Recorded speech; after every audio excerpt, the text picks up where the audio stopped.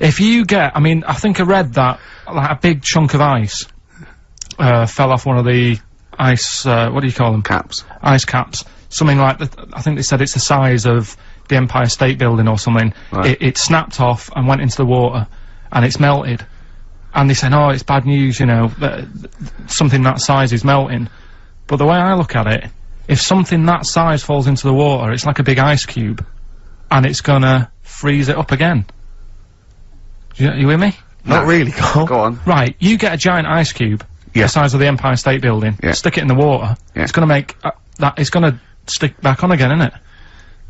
Well, no, only if again. it freezes up again. Yeah, well, it will freeze up. The water's gonna get cold again, because you've just put a giant ice cube in the water. So when you put an ice cube in a drink, the drink doesn't freeze, does it? No, the ice it's not. melts. If you put one the size of an Empire State Building in your glass of Jack Daniels, it's gonna make it freezing. It's not going in a glass of Jack Daniels, it's going in the ocean. I know, but you see, I'm using my fables. Imagine a world.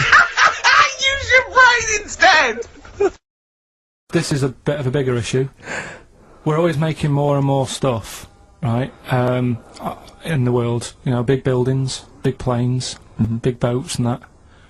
Will we ever get to a point where all this is too heavy for the world to handle? Right, what error has he made there, Steve? What physical, scientific error has he made there with that question? I can't begin to explain it. Carl, we're not getting the rocks from other planets. It's already here. It's like having a big pile of books in a room and then moving them over to the other side of the room and build a thing going, oh, can the room take it? I'm building a lot of things out of these books. What about plastic? Where's that come from? Other chemicals that existed on the planet. Yeah. Do you see the point? Hang on a minute, though. What about a little tree? You plant that as an acorn, it grows, Rick. That's bigger, that's more stuff. Yeah. Don't listen to him, Carl. He's patronising you. What about acorns and that, though? Right, they grow from minerals and proteins already in our atmosphere or in our, the mass of Earth. What about a cat, Carl? Right, you get it, it's a very tiny kitten, but it grows up and it's bigger. Carl, he's doing it on purpose. Elephants. Elephants, they're very small to begin with, but they get bigger and bigger and bigger, and so they get heavier and heavier. Mind you, dinosaurs have gone. You know, but you... but you know, these are milestones in human evolution. The opposable, the forward-facing eyes, the upright. These are massive things in taking us out of the animal kingdom. And one day, Carl, you'll walk upright. But what do you mean about eyes facing forward? You mean before we got here, there was people whose eyes were looking in their head? I don't understand. Is that what you mean? No, because when we got sort of binocular vision. Do you know Anne Frank? That's all I know about Anne is. There's no point pretending here. Anne! That I know stuff. Yeah. Right, Well, tell us everything you know about Anne Frank. she was in a cupboard. Yeah, what else? If she didn't do that, I wouldn't know about her, seriously. That's all I know about her. Yeah. So what did she do? But how do you think we know about her cupboard because of her book, don't we? But hang on, what, in the bigger scheme of things, why was she in a cupboard? I don't know. Right. I honestly don't know. You don't know anything else about Anne Frank beyond the fact that, to quote you, she was in a cupboard. Well, what's she done then? You tell me, why should I know more about her? Firstly, I don't think she was in a cupboard. She wasn't in a cupboard. She was in an attic. Alright. Yeah. So what was she doing? She was hiding from the Nazis. She was hiding from the Nazis. But isn't that the first place they'd look? Sort of work from the top down. Carl, they weren't specifically looking for Anne Frank. They weren't going, where is she? Where's Frank? If she gets that book out, we are in the deep shit. We've got to stop the book. And then we went and had a look at the volcanoes and that. They've got 36 of them to look at. How many did you look at before you realised that pretty much, you've seen one volcano, you've seen them all? Probably about 6 or 7. Really? And then when you got to the 8th, you thought, no, I know what this is going to be, Suzanne. This is going to be like a mountain with a hole in the top. Yeah. Really? But it happened years ago as well. It's like, just keep a couple, fill the rest in, tidy it up. Fill the rest in! Yeah, no, Well, getting some builders. No, seriously though. Okay, 4 million tons of concrete, please. They're an absolute death trap. Yeah, what do you mean fill them in? Do you know what a volcano is? Just a hole, isn't it? That's happened. Well, it's It more than the happened back hole. It's in- more a portal to the magma in the centre of the Earth. Back in 1730 it happened, and they still haven't sorted it out. Well, when you say it happened, volcanoes were made a lot longer ago than 1730. No, but the one that did Lanzarote in. Right. Sort it out. What would you suggest? How tidy can they up. fill it in? It's joined. It's all joined. No, but what I'm And saying is, it was the a- big it was- plates of the Earth are all joined. It All was the a disaster, magma's wasn't it? joined. With the Trade Centre thing, that happened. They cleaned it up, sorted it out, they've moved on. That's what I'm saying. Whereas Lanzarote have just gone, leave it. It happened back in 1730. You misunderstand me. How, in the name of God, can you fill in a volcano? You ignorant twit. No, but it's not just the holes, they've actually left the lava everywhere. That's what I mean. It's not just the big holes, there's lava everywhere. But it's molten rock. They can't just pick it up like they're like a carpet. Put it in the holes are there ready, just push it all in. That's what I'm saying. You know, like the monkeys peeling potatoes. Right. That's never happened. They go and put nuts in the salt water to salt the nut. Whatever. How does that get to peeling potatoes? But- Because in your head, they were working in a canteen. Making chips. Yeah, definitely, yeah. It doesn't matter what the food is, I'm just saying how they know how to sort of prepare I that love food. the fact that you don't care what the fact is. When you're discussing facts, that's all that matters. Otherwise, on Mastermind, they just go, who wrote Much Ado About Nothing? Dickens? Yeah, close enough, whatever, someone did. The fact is what matters. Yeah, but with that question, that's got a straightforward answer. What I'm telling you is the way that animals work. If it's a potato or a nut, it's a foodage.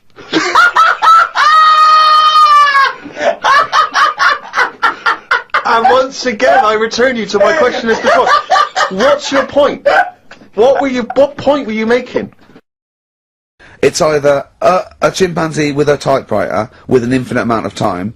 He would eventually, by definition, mathematically, type everything ever possible. Okay, or it's an infinite amount of chimps with typewriters, and one of them will type it first time. But already that's sort of, that's not right. You either need to have What do one you mean? monkey. What? You mean let's hear employment his point. laws? He What do you mean can't- it's not right? Let's hear him out, Okay. please. If it's one monkey Yeah. with a typewriter that's got loads of ink in it and that, right? At least it knows what it's done in the past. Don't. It's not. Keep going. Crime. If you've got a load of monkeys, it's like if you have too many. What's that saying about too many chefs? Too many spoil- chimps spoil the soup. Right. Well, it's the same thing. It's like, well, I didn't tell you to put salt in it. I was going to put salt in it, and it messes it up. Whereas if it's just one, they know what's gone on. So what I'm saying is, honestly, leave him go. I can't be bothered. I want Steve. to hear- I want to hear the rest. This blows my mind. He doesn't know what this does to me. It's a mathematical I problem. want to hear the rest. well, it's just I just don't think it will happen. What do you mean you don't think it'll happen? Infinity works it out for you by definition. But not Shakespeare. Oh!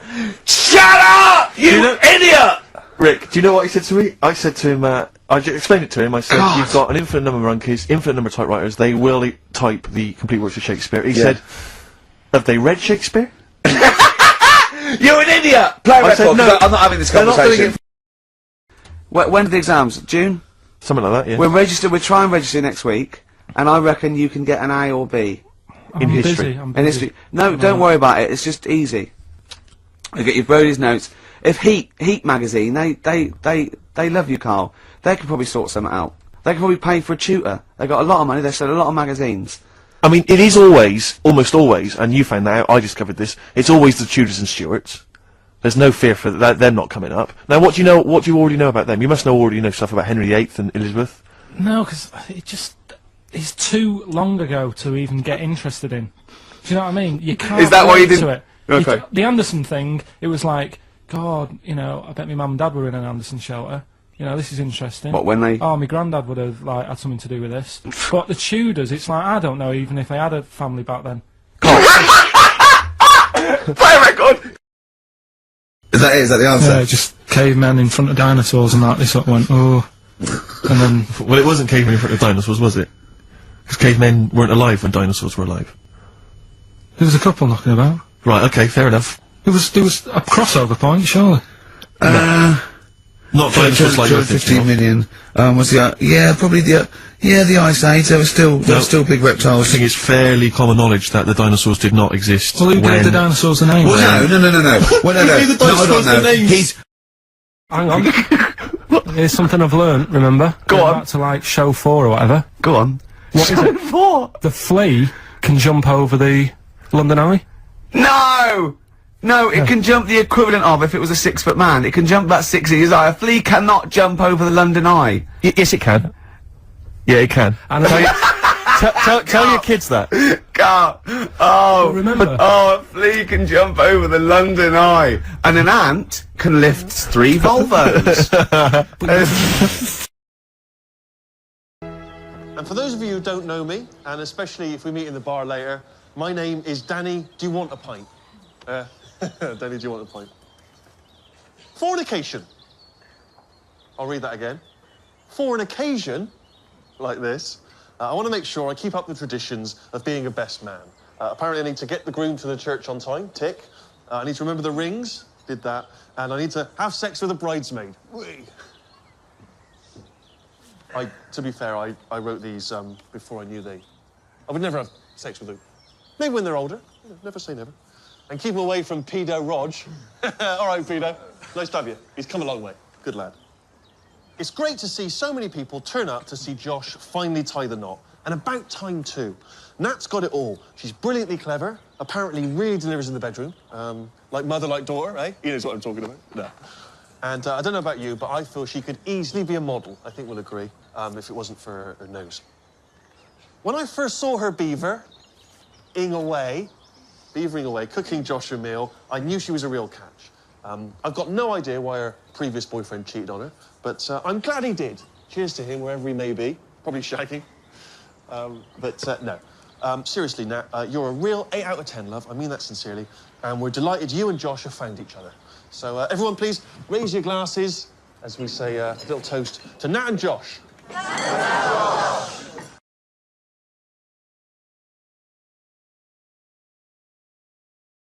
Yeah, I mean, why not use a sausage? You're a mental case. I always remember this story when I was a kid about some bloke. He had throat cancer, right? And his doctor said, carry on with your life, right? It's not going to be that good, but just carry on. But don't eat meat. And he was like, oh, I love meat. He's like, yeah, but just don't, have your veg, keep yourself strong, but don't be eating that. Anyway, he was fed up because he loved his meat, and his wife was feeling a bit sorry for him one day, and thought, I'm sick of him looking fed up and that. All he wants is some meat, for God's sake, give him some meat. So she goes to the butcher's, gets him a big piece of like steak and what have you. He can't believe it. He's like, oh, brilliant, cheers for that. Anyway,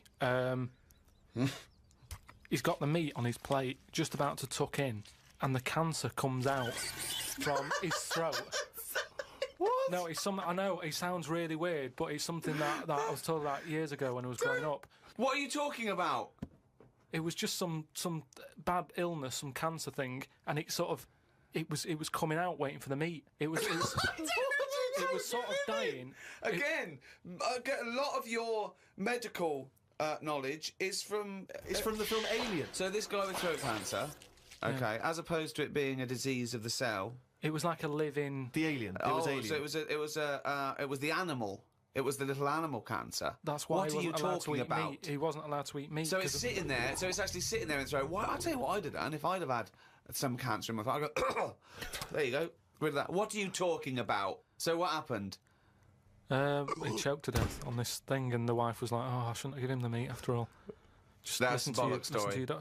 It's all. There's loads of weird stuff like that that happens in medical stuff.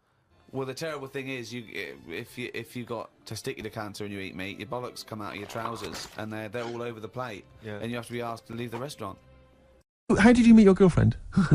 Through work. What, through her work? What, you found out and said you worked at the same place. Oh, you're right. Yeah. You're quite an enigma, aren't you? Could you give us more on that? At work, you met her at work. What, she came in selling sandwiches? She was going through the bins outside. What do you mean you met her at work? Why are you having an attack on me? You're the one who's sad and lonely. No, I'm Oh, he's done you again. He's done you Yeah, again. but what I thought was interesting was I just scratched at him and he just went mental. Yeah, no, It's like a but bear caught in a trap. it's funny, isn't it? You'll never learn. No, I was just interested to find out what the story was, because it might be a really romantic story. Well, it's not.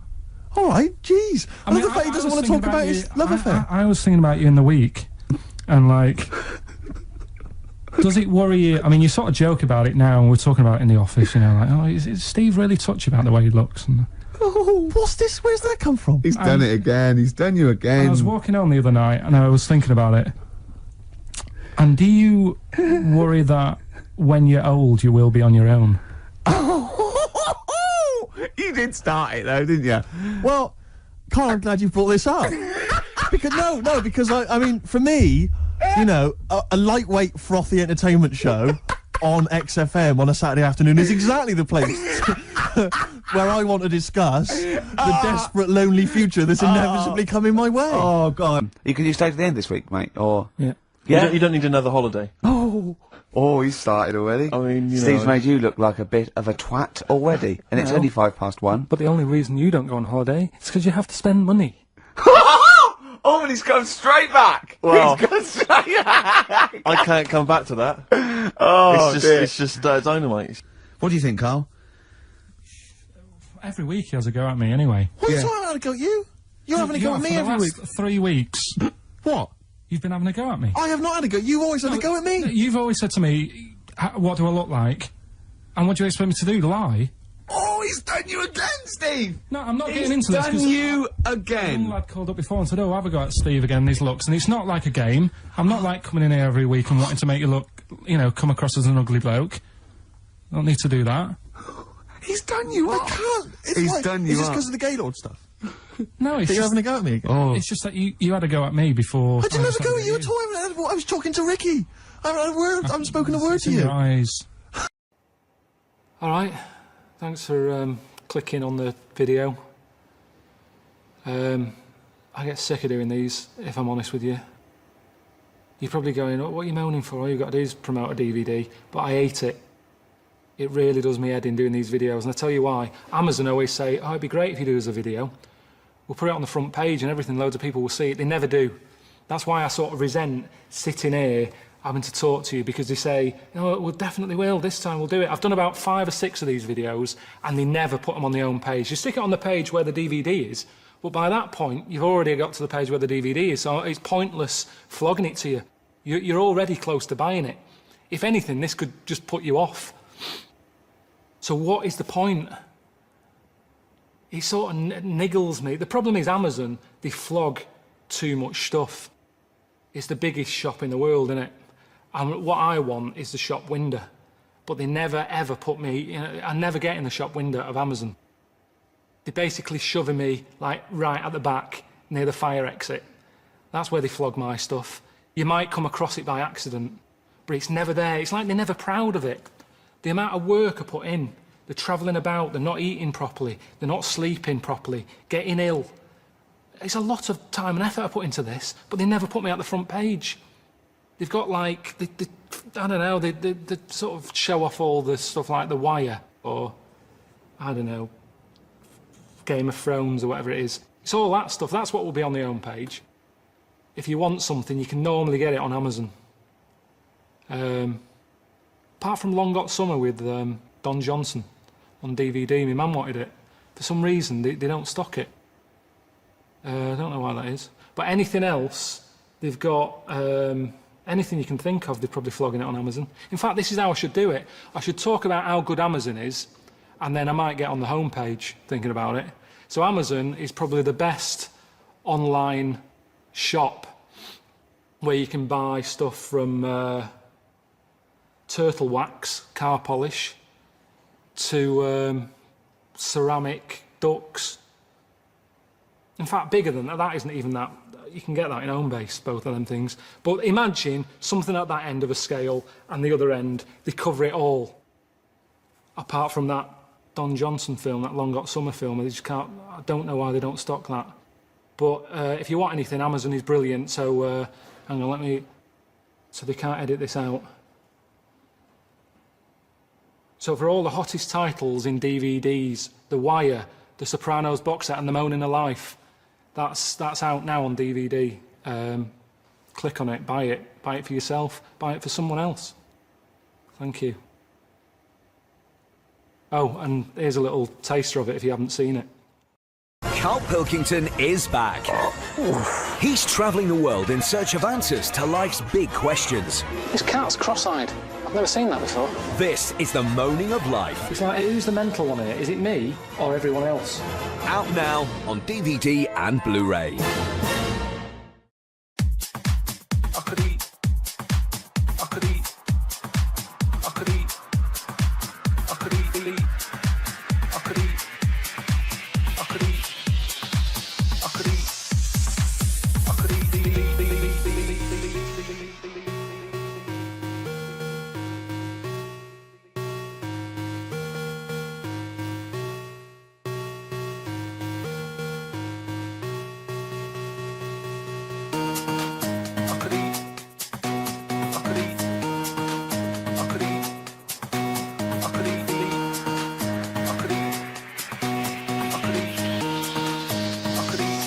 Eat a knob at night.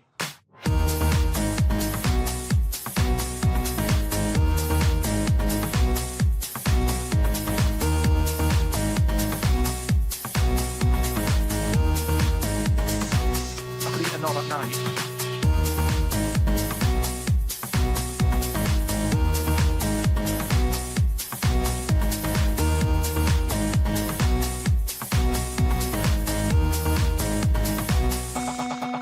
Could eat a knob at night.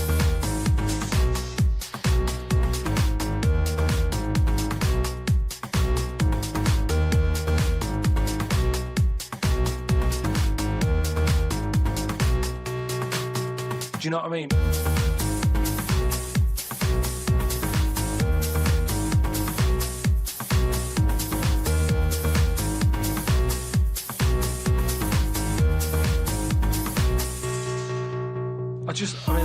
I watch it, I like those little trial bits on it. But what I don't think people realise is, right, it is hard eating a little kangaroo knob.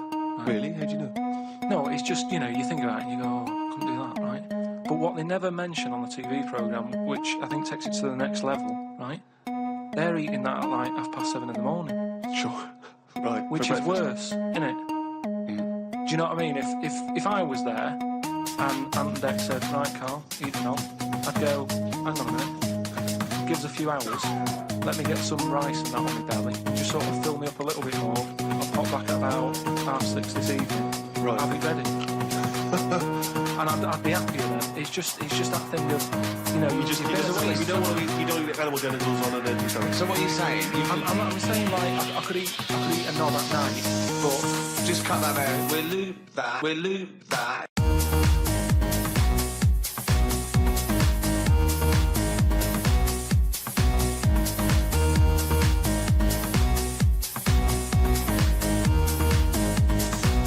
could eat a knob at night.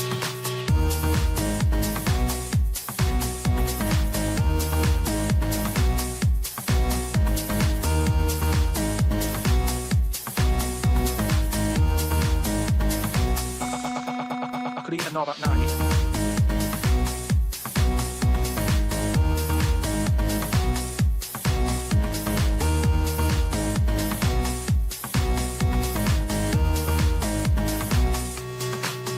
Do you know what I mean?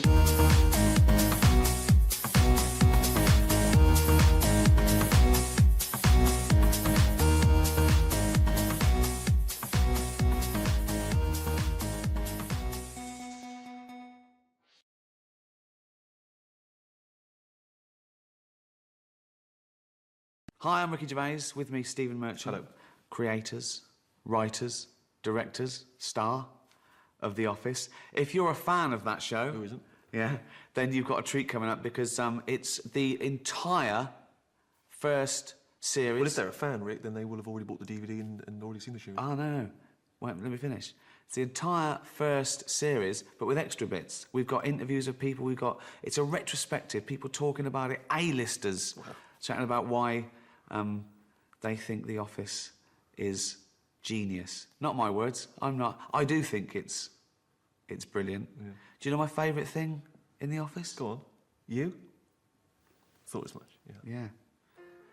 When I first saw The Office, I was struck by how original it was on a bunch of different levels. And I think upon first viewing, I thought, that's really great. And then upon my 38th viewing, realized how genius it was. My first impression of The Office was that it was a masterpiece, and unfortunately, as time passed by, nothing interfered with that glow. It was so fresh and new in terms of the style, and for me, it reminded me of a style of humor that I think in Spinal Tap, Chris Guest and those guys created. I just saw that show and I was like, this is incredible. When I first saw The Office, I thought, finally, there's something funny being done in the world. I think the thing that I was most struck by is how original a character David Brent was. Timothy! Hello. All right. Have a quick word. Sure. Old office. Walk this way. Always start with a joke. I've never seen a character in a movie or in television who is that obsessed with what people think of him. And I think a lot of the comedy comes from that. He's got way too much self-awareness, but way too little real self-awareness. His self-image is, I'm the boss, but because I'm really funny, and I'm a really funny bloke, I'm also immensely popular. I can have a joke and a laugh with the people who, I'm supposed to have authority over, and they love me for it, and all that obviously is always wrong. What's up? Hey, what's up? I love that. What's up? Oh. Tim is the one that you hope you are in The Office, even though he's depressed and thinks his life is being pissed away in this place. You love watching Brent, but you don't want to be Brent. You want to be Tim. That didn't happen by accident. It didn't happen because of my overwhelming charisma. Do you know what I mean? It happened because they wanted Tim to be the kind of, I suppose, the emotional focus, or at least they wanted him to be the audience, yeah. And he was, Hey, dude. Give it back. I'm just using it for a second. It's got my name on it. Apparently they had a completely different idea when they were writing it of the sort of person that Gareth would be. He was supposed to be a much bigger, more macho kind of guy, and so I've heard that when I came in and auditioned, they changed their mind. Because if you're genuinely physically scared of somebody, if it had been Tim and Lee, that kind of character, then you just think, I think he's going to hit Tim. He's going to beat him up, Whereas it's kind of Tim and Gareth. You think there's a man who thinks he's Napoleon, but look at him. That's the correct way. Do you want to try that with me? I'm fine. Well, I'm supposed to witness you do it so I can tick the box. Every single one of those characters is so perfectly cast and in a sort of new, informal way. Hello, Wernham Hogg. And Dawn, just the perfect look, the perfect pitch. Not so fabulous that, of course, everyone will be in love with her, but you slowly fell in love with her while you watched her. I've got kind of it's hot hand, sorry. Right, just don't touch my head. With Dawn, sometimes I wanted to give her a bit of a shake, because she didn't pursue the guy that she really did want to. She didn't even get out of a relationship she really should have done. You can say something. And she had ambitions that she never really even attempted to pursue. It's you that's changing your mind, because you always do. What's wrong with that? I think the camera is like another character in The Office. It's a whole other member of our show, because it added so much depth, I think, to what people said and did. Obviously, one of the key aspects of the show was the sort of documentary style, and that had sort of been born out of how we'd originally got it made, and we shot something in a little documentary style, and we did that because it was a very quick way of filming. You can get a lot done quickly in a documentary style. You've got to worry about the finesse. And then over time, we realised that the whole sort of documentary boom that was happening at the time, the sort of docu-soap, things like Driving School and the Airport programme, were throwing up these amazing characters who suddenly were acting in a very specific way because of the fact they were being filmed. I think the most extraordinary thing about the documentary format, obviously, was Ricky's performance with the camera. Good. Well done. Well done again. Congratulations. Thank you.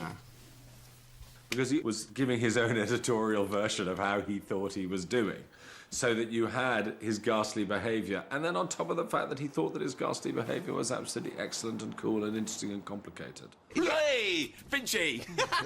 Finchy comes in a ball of horrendous energy, you know, saying the crassest things, and Tim is able to go, you getting this? This is what I have every day of my life, you know.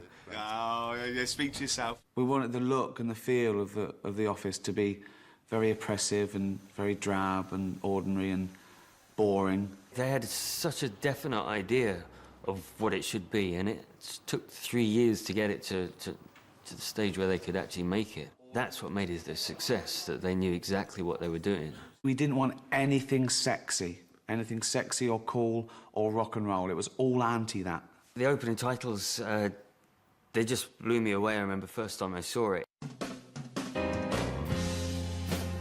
The things you're seeing are so dull and grey, but it's shot in this incredibly cinematic way. And the slow pans and the low shot looking up at that horrible building. It makes it look epic, and the music is very epic, but what you're looking at is unimaginably dull. There's no doubt about what this is about. One of the first things that Ricky ever did as the David Brent character, he had a couple of scenarios in his head that used to play out for me when we worked together. One of which was his character, his sort of seedy boss character, interviewing a woman and his slightly lascivious, lecherous manner, which is actually something we downplayed in Brent. Brent, in the original form, was a lot more seedy, perhaps, than he later became, but certainly that scene where he's interviewing the girl. It showed another side of David Brent, because he didn't really know how to act. Right. The interview. See what we've got here. Karen Roper. Curriculum vitae. Brent doesn't think that that's creepy. He thinks that's romantic. He thinks he's a bit of a Lothario. He's thinking he's setting the mood for love. He doesn't think this is seedy or anything, does he? So he thinks she's going to go, you're the most interesting man I've ever met. And you're handsome with your little beard. One of the things is it's a great physical performance by Ricky. You know, I mean, obviously the gestures have now become slightly over well known, the tie, and the looks to camera. But he does sometimes, every so often, he will do bigger stuff. Shepherd, can you give us a call, mate? Cheers. No. Dave, Oh, I'll do. Tulip, can you give us a ring, please? Go away. Good bloke. Good laugh. Dave, it's Paul again. I don't think. Leave me alone. It's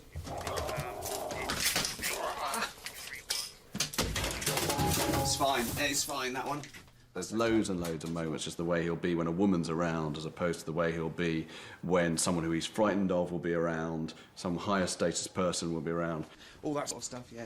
Just like to take control of the body. And it's all that now, isn't it? Yeah, I know, it's all... Busy? Yeah, just keeping up the morale. Can we have a chat? Yeah. One of the things that we were exploring in the office is that cusp of blue-collar to white-collar, regular guys working in an office instead of a factory or being a mechanic. And what we did was we showed the difference between the two worlds, the world upstairs and the world in the warehouse. Wow. This is scary, David. Don't tie any more cash up in stock unless you have to. Thing is, I'm sure you could lose more people from down here. Who's the foreman?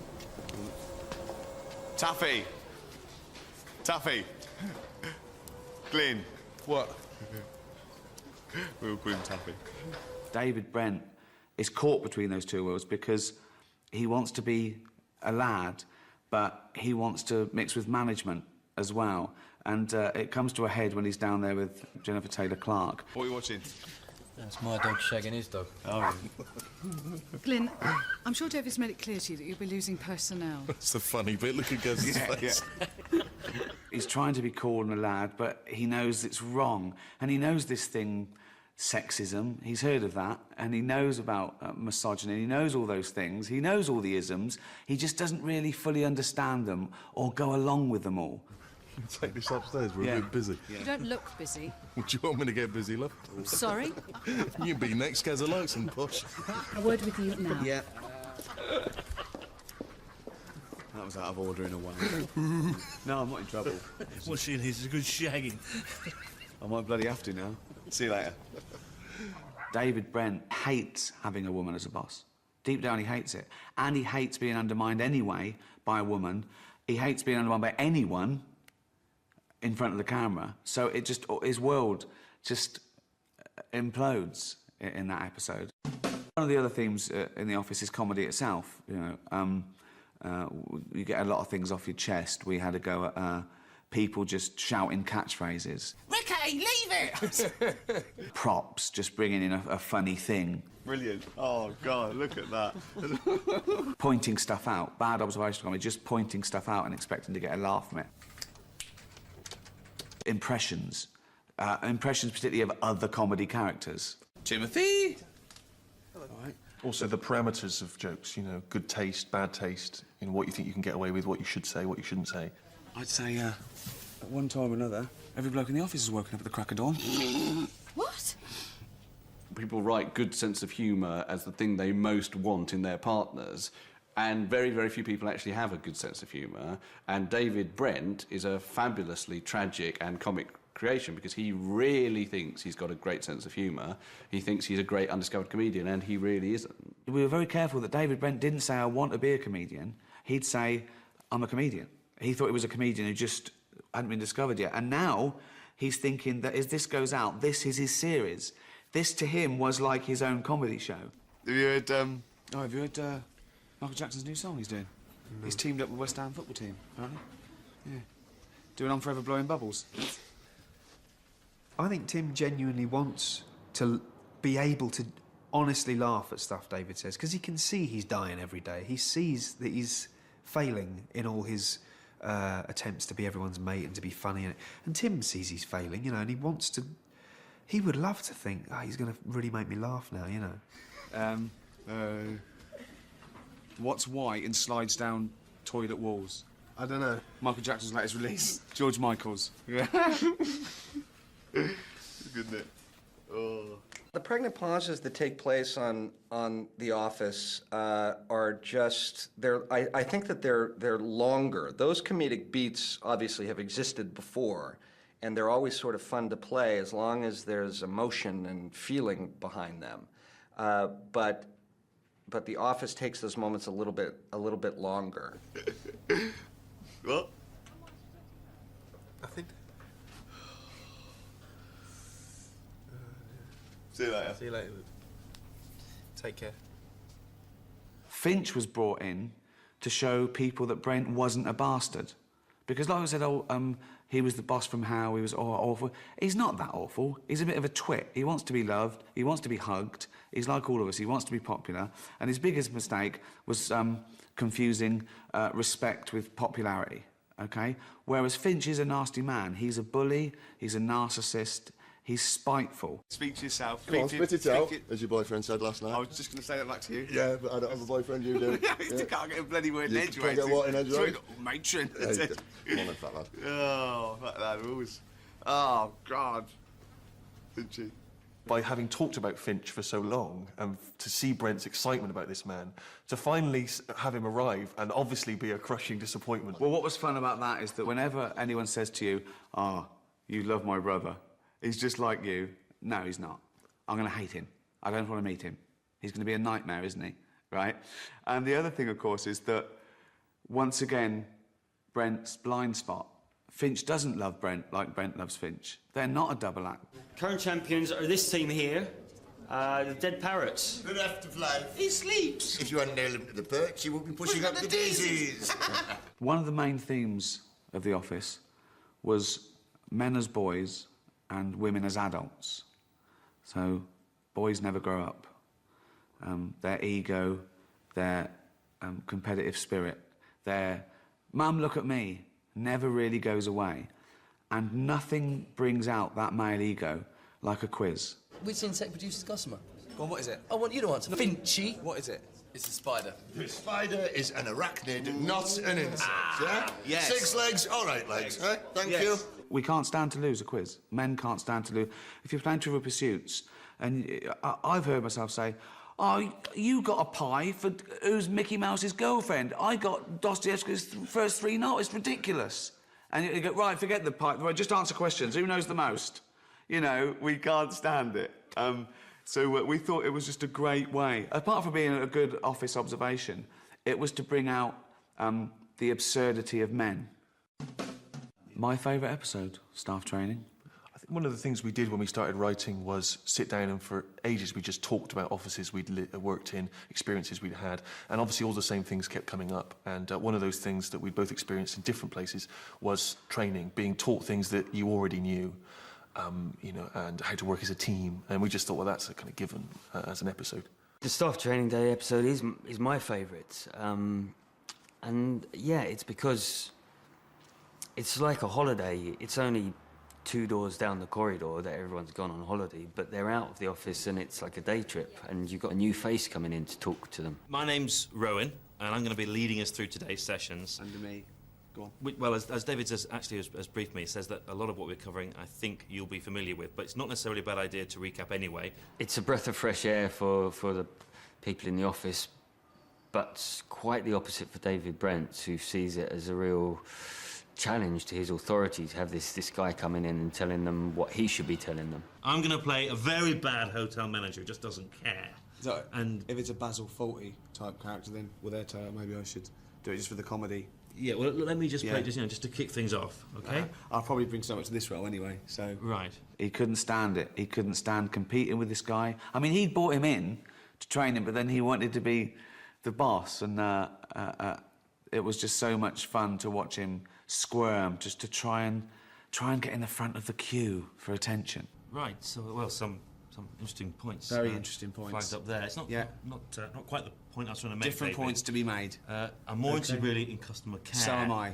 It's Tim's opportunity, I think, just for a little sleep and to spend time with Dawn, and he can kind of, you know, nudge her and just have little quiet asides with her, you know. That's perfect, you know. I mean, and I remember that sort of situation from school.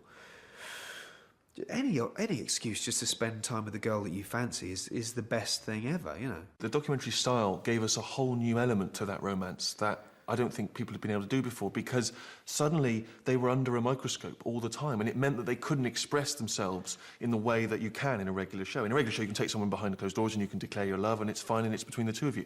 But in our documentary world, that camera was always on them, was always spying. So it meant that everything was much more illicit, that the time they shared together was always being observed. I remember Ricky and Steve saying that they were really fascinated by non-verbal communication, you know. And just how body language is however much % of our communication, you know, but it's a big one. It's a big percentage of it, and it's kind of the most important telling stuff. That feels nice, actually. Doing all that with the nails. Shh. When are you going out then? End of the week when drink. When are you going out then? Well, tonight, hopefully, I thought. Hello, mate. Hi. That's well. I've got kind of... It's hot hand, sorry. Right, just don't touch my head. Oh, that way. Ooh! Yeah, I know. Like that. Yeah. Oh, yeah, all right. Thank you very much. Thanks, Tom. You're so lovely. No, I'm not lovely. No, you are. Snotty. You're snotty and I'd marry a snot.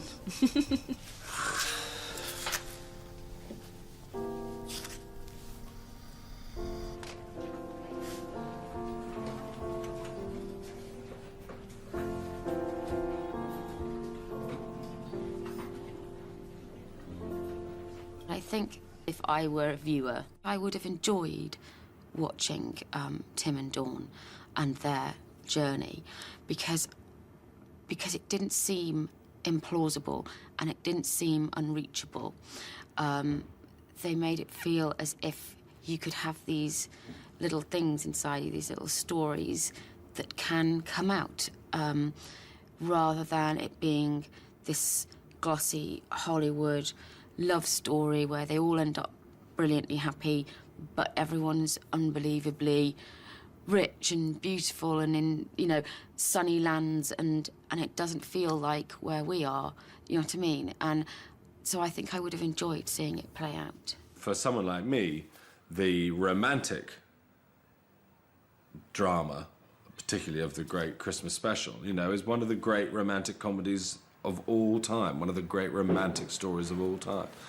I mean, I think the very best sitcoms have had profound things at the bottom of them. I suppose that's what makes them good. All of my favourite shows have always had a sort of romantic strand in them, whether it be Northern Exposure or Moonlighting or Friends.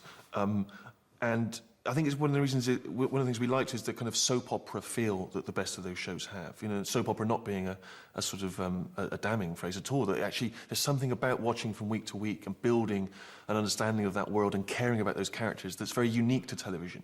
And a lot of British comedies don't seem to do that enough, and it seems strange. You know, you're coming week after week, so you can draw people in, and so we were very keen to have that romantic thread, because we knew if we just kept going, it would just become the sort of beating heart of the show in a way.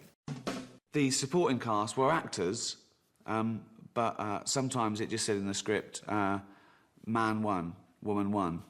And we gave them all names anyway, just in case it popped up, because we wanted that realism. They came in every day, they were sat in their seats, and they'd really be typing. And then one thing in the script said, someone leaves a message on his answer phone, and it was Ewan, and he was just cracking us up. Hello, you're through to Keith. I will be at training all day today. Please call me or leave a message and I will call you tomorrow. One of our pet hates was exposition, where someone walks into a room and goes, Jonathan, you know your sister, the one that went to the Gambia, who's a doctor? Yeah. But we found out that we could do that with Keith because of his strange laconic tone. He could remind the audience what had happened and what was embarrassing. So it was funny anyway, but for people who'd forgotten, oh yeah. So you resigned then? Yeah, I've just got to hand him a notice, make it official. You know. You embarrassed yourself and all, didn't you, asking Dawn out? No, I didn't ask her out. That was... Why does everyone think... It was as a friend, right, okay? It was just as a friend. You see, it ended with me taking a bite into the Scotch egg. We're talking about watching peak practice. Boring, isn't it? Just staying in watching peak practice with your life. Yeah. Not for me, I like it.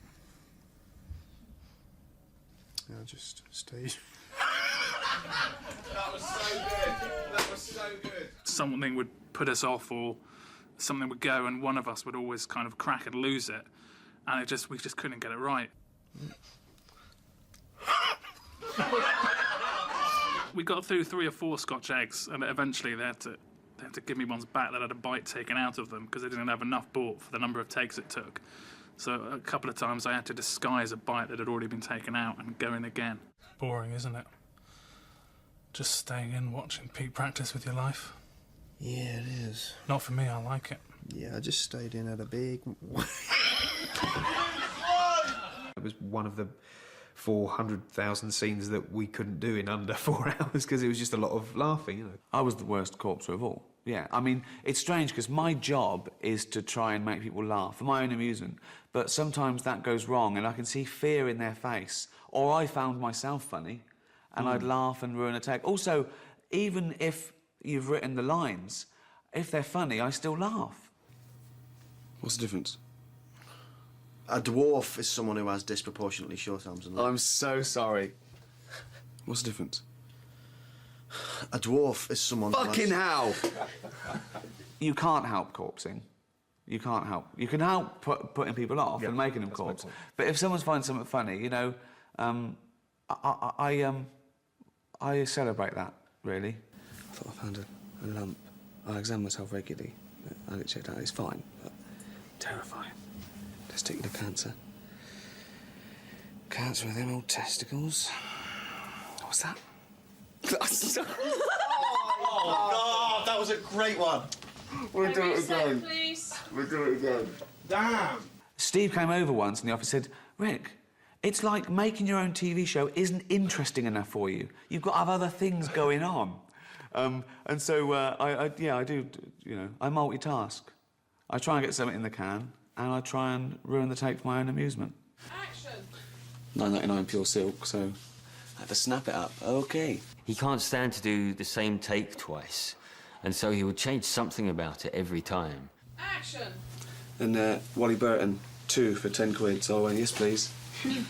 Something would have to be different, and that was the thing that would crack you up. Action. And, you know, Deaf Nobby Burton, who comes around with a case, 2 for... Why are you making it harder for yourself? Okay, I'm sorry. Okay, I'll just say Nobby Burton, who comes round with a case.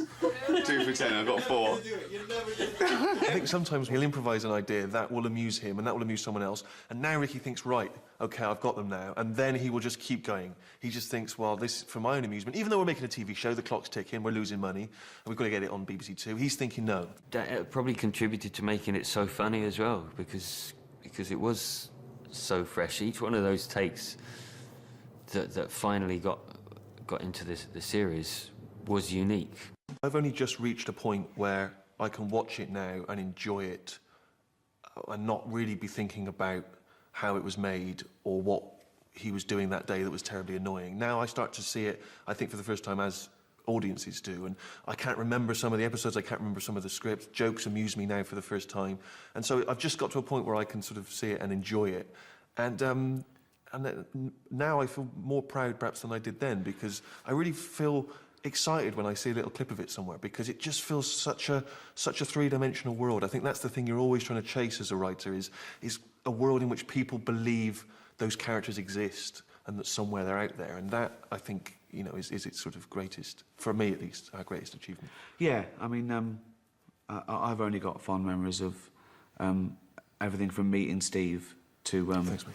winning the Golden Globes, you know. What I think really, you know, has changed American television is that by bringing over an American version of The Office and really staying true to the tone of the original, and then it becoming a success in America, has totally revitalized comedy on television in the States. I keep it on in my house sometimes just for comfort. I just keep it on. I'm not even necessarily watching it. I'm just sort of listening to it because I find it comforting to... That sounds weird. Yeah, I keep my pants on.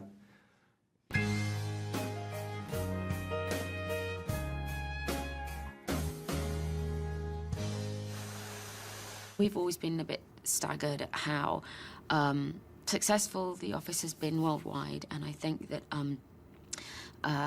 what I love about it the most is that the characters are essentially the same in the remade shows. Brent is still Brent, and Tim and Dawn still Tim and Dawn, Gareth still Gareth, even though the names aren't the same. The characters essentially are... At one time or another, every bloke in the office is woken up at the crack of dawn. What? Lâche réceptionniste.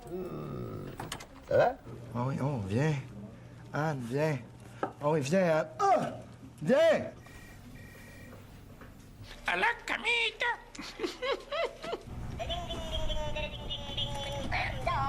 Put my stapler inside a jelly again. That's the third time he's done it. It wasn't even funny the first time. Il est chiant, il arrête pas de me mettre du fromage partout dans mes affaires. Pero mire, pero cómo voy a desperdiciar comida, hombre, por Dios. Pero cuánta gente puede alimentar? I thought I found a lump.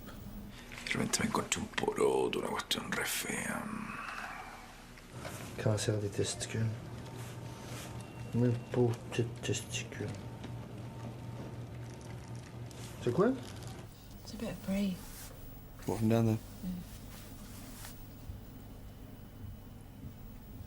See you later. I look back and there was that romance with writing our first sitcom, but I couldn't be proud of The Office. I honestly couldn't be proud of The Office, even if it hadn't won any awards and hadn't done. I think that I was proud when we'd finished writing it. I knew that we'd done our best, and it's the first time I've ever tried my hardest at anything as well. There was nothing really about that job, the entire job, that was not very enjoyable, especially in hindsight, because you come away and you do lots of other jobs. I've done lots of jobs before and lots of jobs since, and as always, you don't fully appreciate things when they're going on. You forget that this isn't all going to be as much fun as this. I haven't worked on anything that was such a joy to work on since. I've worked on some great stuff and had a great time, but there was something very special about that. About working on that, and we knew it.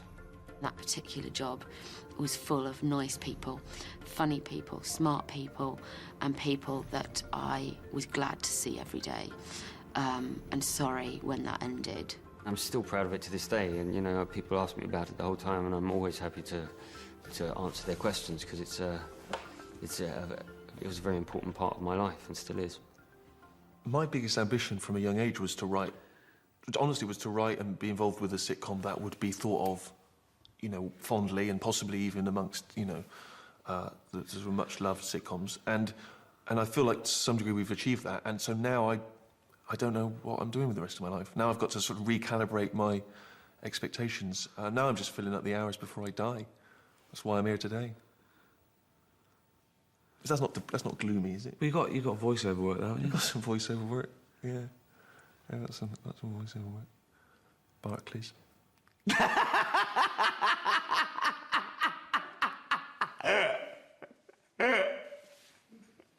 Sell out.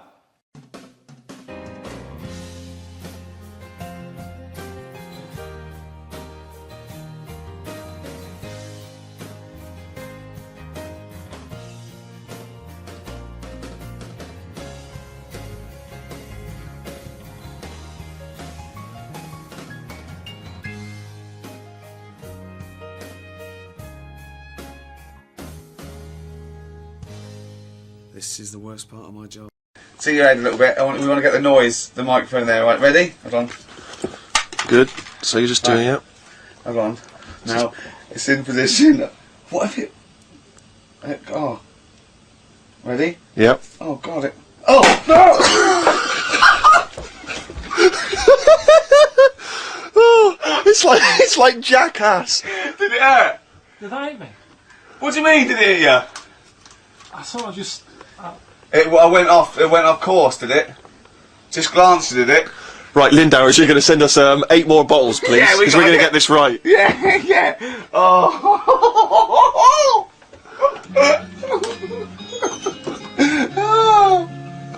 That was the Travis, and some flowers through my window. This is XFM 104.9 of a Saturday afternoon, just gone 6 minutes past 1. I'm Ricky Gervais, with me Steve Merchant. Hello Hi. there, hi. Good to talk to you. Karl Pilkington is over there. Alright. Hey. Keeps it real. Yeah. Respect, Karl. Oh. Rick, I just think, you know, we want to lift off the show straight away. Yeah. Into the stratosphere. Yeah. And the best way to do that, it seemed to me, was to resurrect a game we used to play when we first began the show in old XFM days. Do you remember the game? Do you remember the game Make Ricky Gervais Rub me hard. Rub you hard? No. No, that was only in the pilot. We never actually did that on live. Okay, right. No, it was the game Make Ricky Gervais Laugh. Oh, I remember, and we used to get people, Carl, you probably didn't hear it, we used to get people to sort of send in pictures and jokes and stuff, and if I could make Ricky laugh on air with those, he won a toffee. Things, then they won a gift of some kind. Yeah. Anyway, a lot of emails actually saying people love your laugh, Rick. So in a sense, we're giving the public what they want. They must be taking the mickey. But this is a picture I found in today's copy of The Sun, so if you're listening at home and you want to know what the picture looks like, rush out and buy a copy, only 40p. Yeah. And, are we sponsored by The Sun? We do White Van Man. Exactly. It amused me straight away, this, because bear in mind, right, it is one of the world's biggest rock stars. Okay. Just check out the face.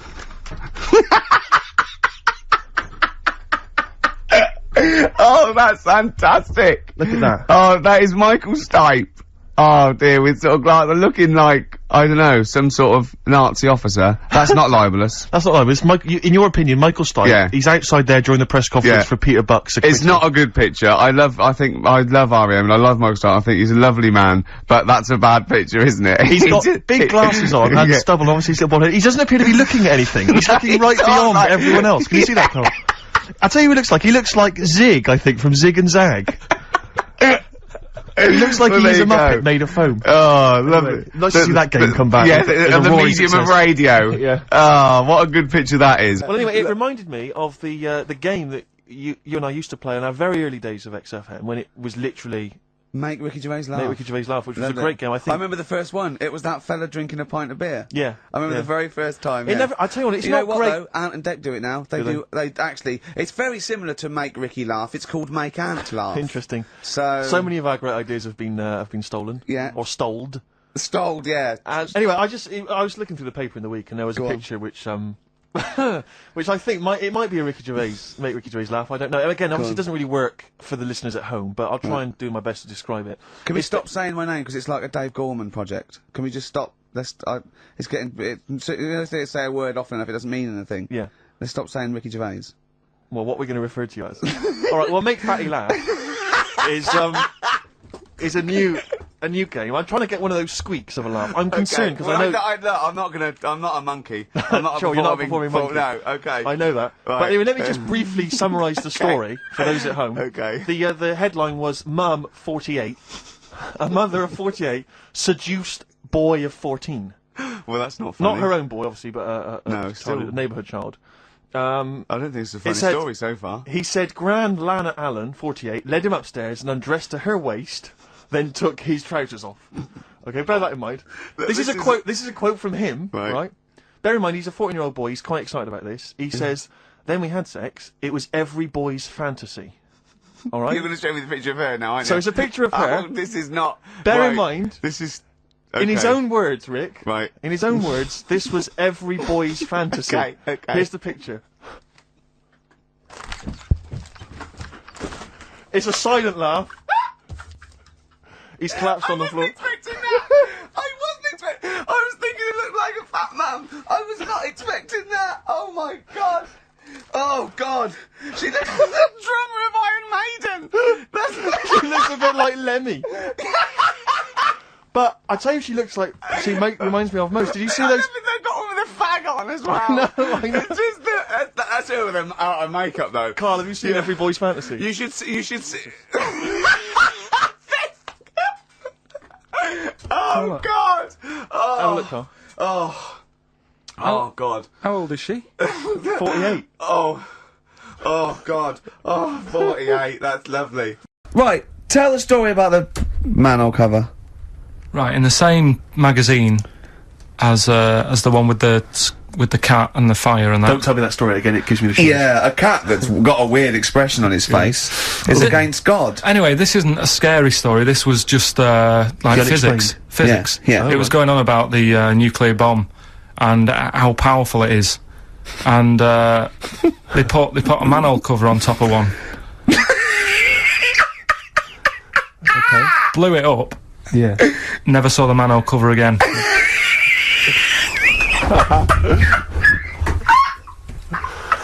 Man alive, Carl. Unexplained. What's going on there? Something weird is happening there. If anyone has ever seen that manhole cover, please get in touch. We'd love to know where it is. Oh, that's fantastic. Finally, White Van Man, what do you make of the fact that Sainsbury's are bringing in square tins? Is that a true? concern for you? Is that true? Apparently so. Why? Don't It's know. like it's easy to stack. This is what the guy in the Sun has said. That should be interesting. That should be his comment on Sainsbury's are bringing in square tins. Is that should be interesting for meatballs.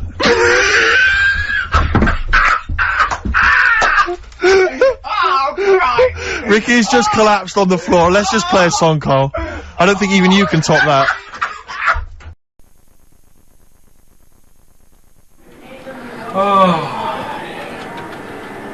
There's Carl there. Say hello. Alright. Yeah, that's Carl. He's stop that a minute, Carl. He's a producer on the XFM show. It's the advert there. What's this for? Well, let me explain. I've just realised that it's 2 days before the opening night, and I've got no one to introduce the support act, Johnny Camden. You know him. Yeah. So what I'm going to do is I'm going to record one on tape. I've left at the last minute, but a friend is going to help me out, aren't you, Carl? I'll do. Yeah. Karl Pilkington there. Alright? What do you think of this? I've got a joke. I was going to say, I was going to do sort of like a spoof sort of charity thing, and then I was going to go, and he's all the way from Dublin. He's a handsome, strong man. Ladies, you'll want him to take you home and give you a hard, smooth, long asphalt drive. Is that right? I'd laugh. You would, under what circumstances would you laugh? Because I just told it to you and you fucking didn't. Yeah, but it's different when there's. Do you know what I mean? When you're with a load of people who are laughing, you sort of laugh with them. But yeah, it's funny. I'd do that. That'll work. Maybe I won't actually. It might come across as a bit racist. Well, Johnny's not black, is he? No. I mean the Irish race, the Irish nation, the Irish. Yeah, Look, right. look what happened to Anne Robinson when she said the Welsh. Well, happened. They all got annoyed, didn't they? Yeah, but what did they do? Good point. Right, then we'll get some level then. Testing, testing. Karl Pilkington's little baldy head. Yeah, but that's bad because you know that it looks rounder on tape than it does in real life. Look at that head. Look at that.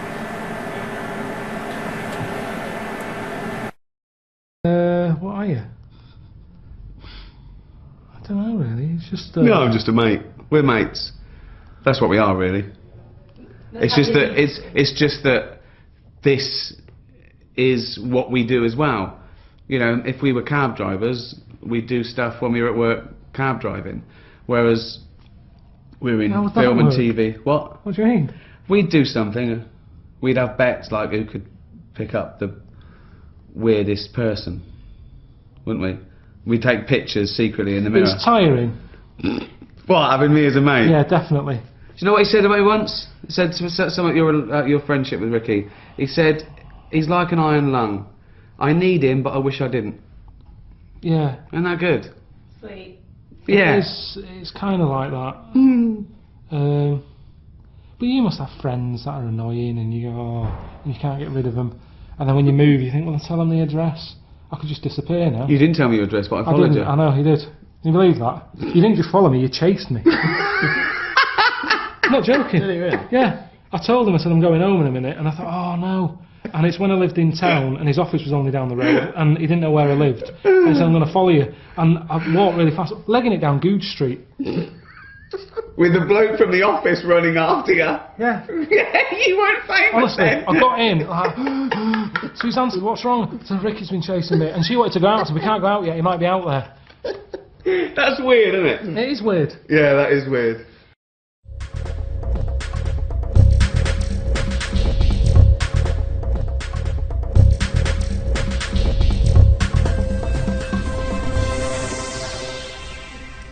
Carl.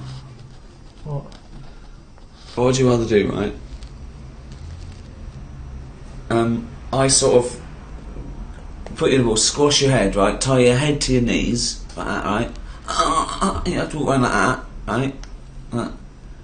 Until you're formed, totally formed. So that's like the rest of your life. Just keep that for a year in a cage, and your head's like knees, right? You have to walk like that, going, right?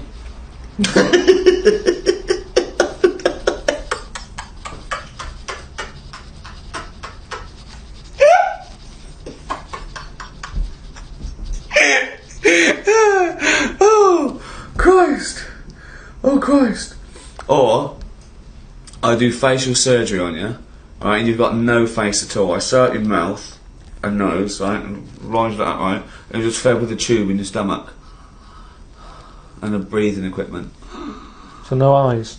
Yeah, no eyes, no nose, no mouth, no nothing. You'll take your ears off, right? So you're deaf, dumb, blind. You're breathing through a little thing there. You're being fed straight into your stomach. And what's the problem with the head on the knees?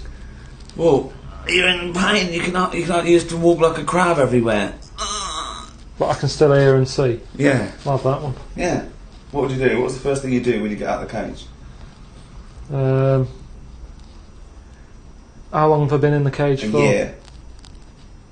Just trying yourself to sleep every I'd night. call Suzanne, just warn her.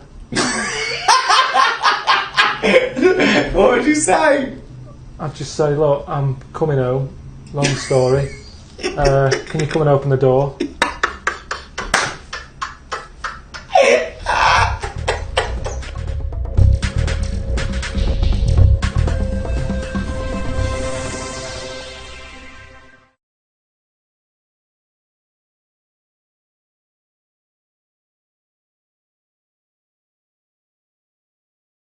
Right, old woman, about 70 years old.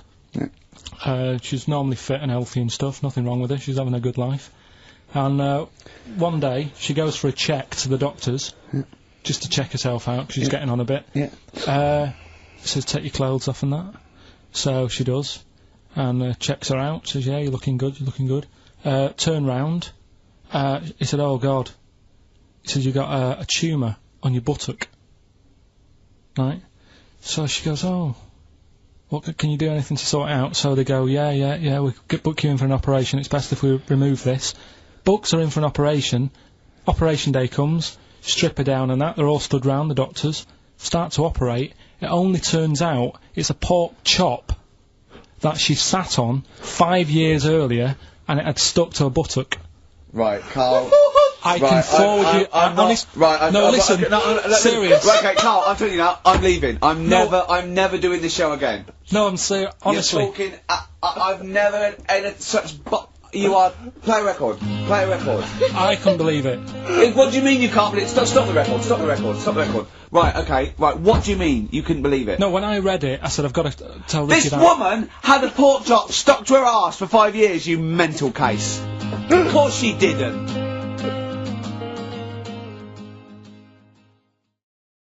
Amazing sort of lakes, which are beautiful, nice and cool. Anyway, This is yeah, your book. where are we? That's why you're here, isn't it? It's Books, yeah, books.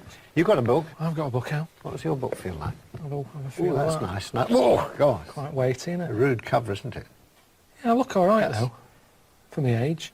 And what did your partner or wife think of that? She just Is that glamorous? She's sort of a bit. Oh, does that have to be the cover? But you know, we've all changed. I mean, I know my body's not what it was when I first met her, but you know, hers isn't either. There's about 120,000 words, I think. Yeah, gosh. Well, there's only 80,000 in that. 90,000, yeah. 120,000 words, all different. Who's that guy?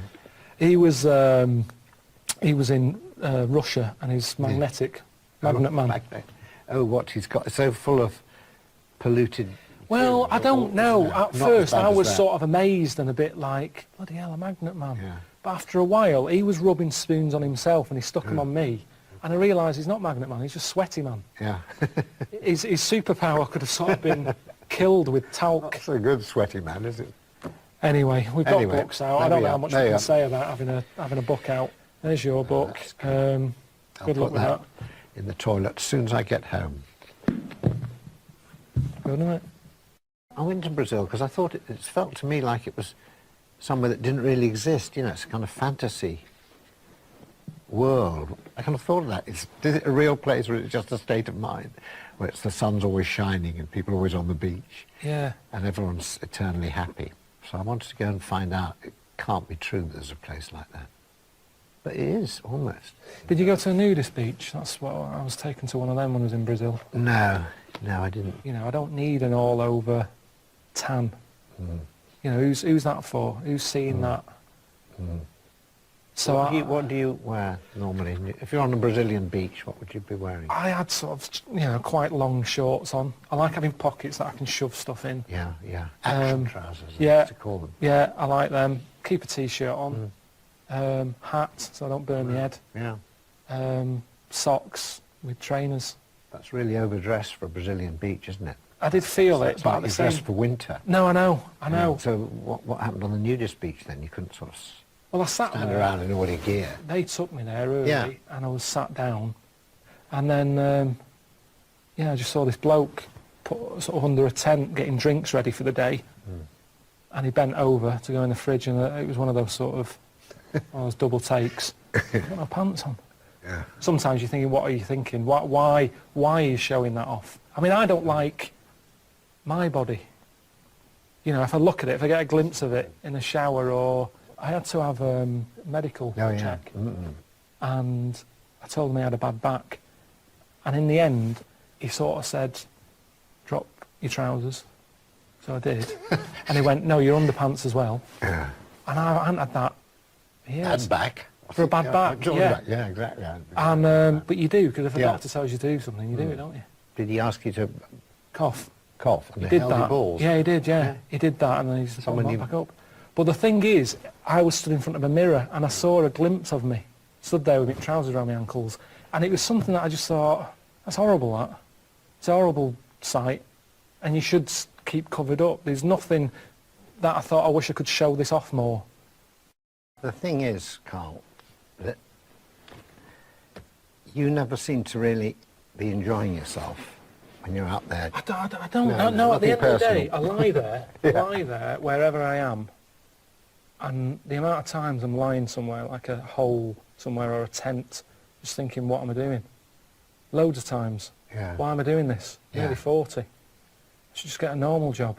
I'm nearly 70. I still write down, why am I doing this? Why do you do it? Why do I do it? Good question. Gets me out of the house. Yeah, but you see, I like being in the house. That's when I'm most happy. Pottering about, painting a door. I was cleaning tiles yesterday. Were you? Floor tiles. And you happy? Sat there with Sif. Yeah. Just sort of like, it's like Buddhism, just Zen. Yeah, because what I like about travelling, I don't know whether you have this quite the same, is that it is a bit, it's an adventure in another world. I quite like that. I kind of surrender to it because I want it to be different. I enjoy the difference. I mean, do you like, when you were growing up or whatever, I mean, do you read books about foreign places? Do you? No, you didn't go into all that, because I like geography at school. Did you like geography? No. You see, it wasn't. I went to a rubbish school, so it was kind of, I think the geography teacher was a PE teacher, and it was, you know, we didn't get taught anything really.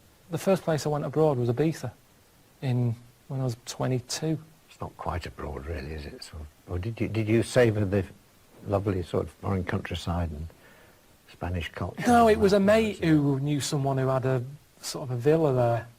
And it was horrible. And the problem was he rented it out to anyone, and we got there and the toilet was full and had like a hard crust because of the hot weather. And the first day was spent sort of chipping away at that.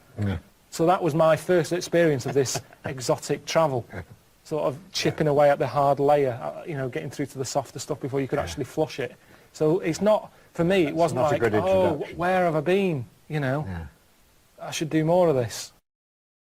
The most sort of memorable bit of travelling I ever did was when I was on the Down. The Sound, I particularly didn't really like any foreign food. And as soon as we got on the boat, they said, we'll do a curry, we'll include you in it, we should have some curry. And he said, no, we've got our food. And he gets this great clunky tin of Sainsbury's tuna out. And so he opens it, and it slides out, this kind of wobbly, gelatinous mass, boom. And you just know what you want to eat. You want the curry, whatever's in it. Yeah, I suppose really so. You don't want to eat something that's been sat in a tin. Would you have eaten the Sainsbury's tuna? Probably. Yeah, you can still travel and pick up quite a lot and seeing the world without having to eat Without eating? food. Without eating their food. I don't see how you can do that. I think food is so important to get to know, get the feel of how people live, you know. I mean, No, but go you can to Japan see and it. not have sushi or sashimi, or go to China and, you know. But I did go to Japan and I saw, have you seen the little, I think they're called bento boxes? Oh, yeah. And they're about that big and they look brilliant. Yeah. I mean, the presentation is amazing. They're like a little box of sort of Thornton chocolates. The way they look, you're going, oh, that looks brilliant. Yeah. But instead of sort of a coffee cream, you open it, it's sort of fish arse with a squid bollock shoved in. And you think that, as nice as that looks, it's still a squid bollock. But do you feel, you know, foods are very much a part of hospitality, isn't it? It's about the kind of, if you want to relate to the people you're meeting, you've got to sort of sometimes have the food they offer, because that's the first sign of hospitality, or the drink. It depends how much fuss. Sometimes I can sort of say, oh, I'm okay, thanks. And then they'll go, no, have some. And you go, oh, I ate, I've already eaten, I'm fine, you have it. Give it to your family, you know, don't worry about me. But then they keep pushing it. Yeah, of course they do. And, you know, in Jordan, it was an eye off a lamb. And they were going, because your guests have an eye. Well, I don't want an eye. No. You know, thanks for having me, but I don't want it. And what was a worry was, it was a big pan with this lamb head in it. There was one eye. Where's the other eye? No. What condition was this lamb in? So, and then you're getting a vision of some manky old lamb with one eye, sort of, and one weeping. And I just thought, I don't want to eat it. You've got a very vivid imagination. Oh, it just, honestly, it was horrible. And everyone's sat around, they're all you know, waiting, off the tits, they're all smoking. So, eat the eye. Yeah. And you're thinking, these aren't local, these are nutters. But they're not nutters. They've been eating eyes for years, I should think. What are they doing eating eyes?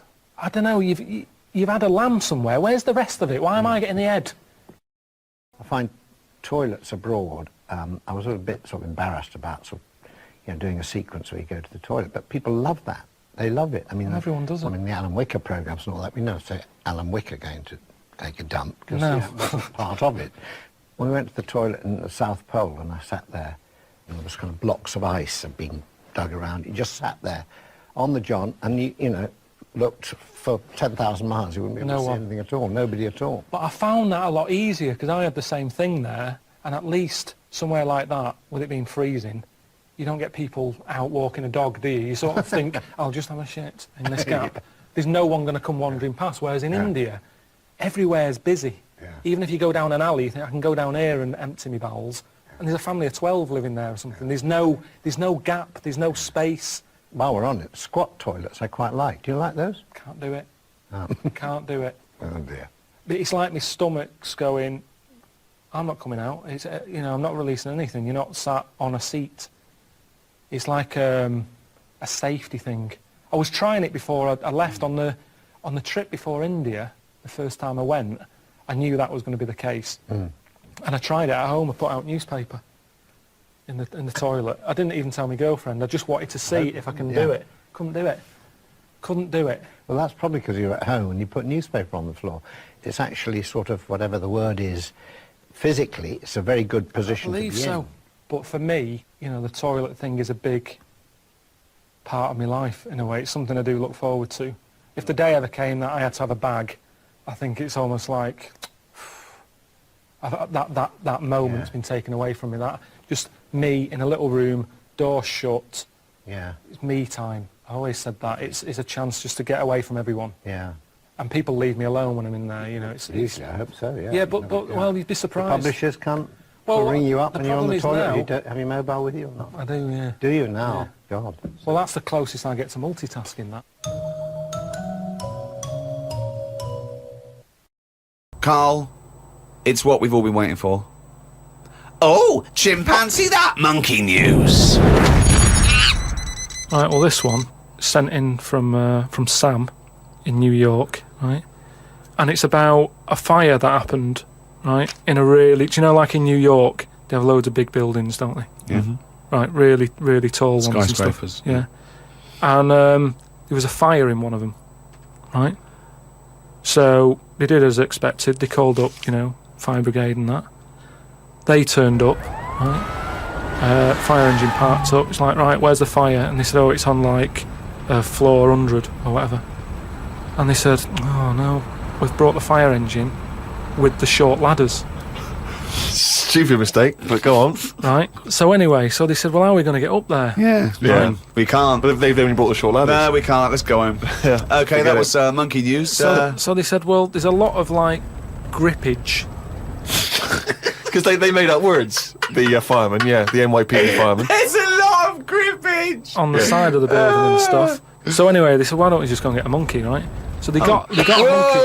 Yeah, that's a bit of a jump. Is They that just- policy now in the New York Fire Department? Well, you know, you've got to think quick, haven't you? At the end of the day, if people are up there, you don't start querying if it'll work or not. You try everything that you can to help someone out, right? That's the first thing I thought of. Was it a monkey? So it was quicker for them to go and get a monkey than to go back and get the long ladders. Why don't they get Okay, fair enough. Why don't they get Spider-Man? Yeah, call Spider-Man. Yeah, call Spider-Man. So anyway, so they got a monkey down there, and they said, right, Where did they get it from? We don't know, from the local zoo or something. Oh, like yeah, that. yeah. So they said, look, let's, you know, we've got to remember there could be someone up there, and it'll shock them a bit if a monkey comes in, right? Yeah. So they said, Yeah, I don't think they'd care.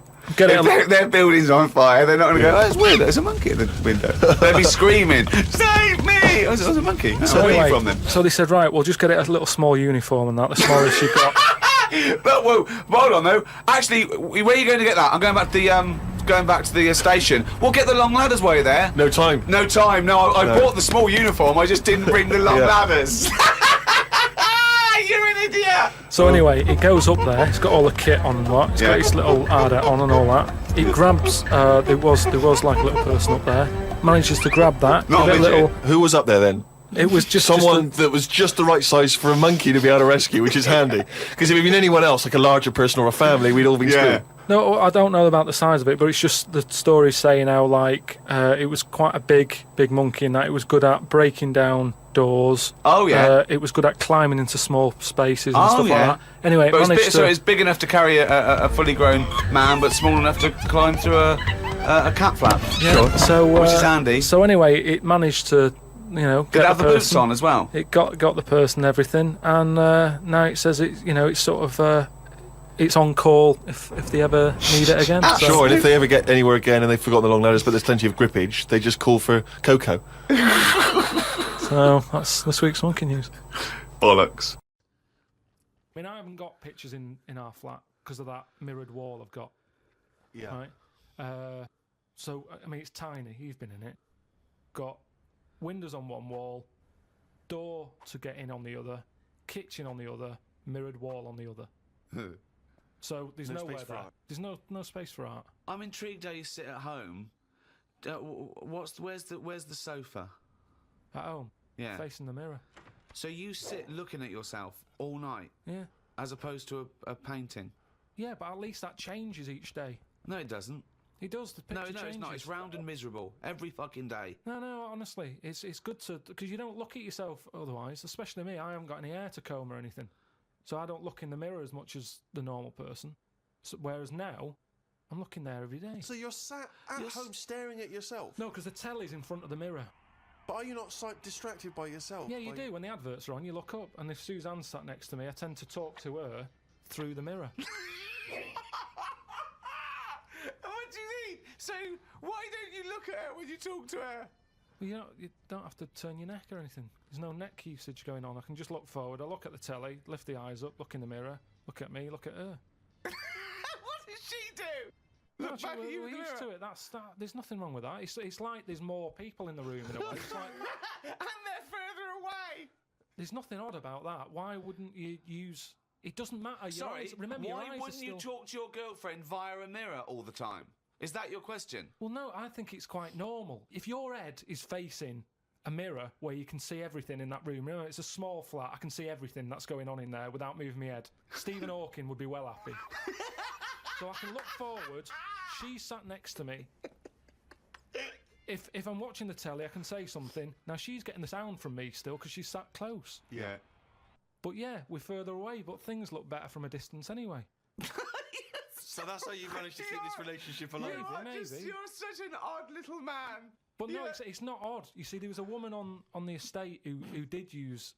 have I told you about Miss Peggy before? No. It rings a bell. Go on. I'm going to tell you ages ago. It's this fat woman who used to be on the estate. She had a 3-wheeler bike. And her What, push husband... bike, pedal bike? Yeah, like a tricycle thing, but a big one. Right. She used to sit her husband in the basket in the back.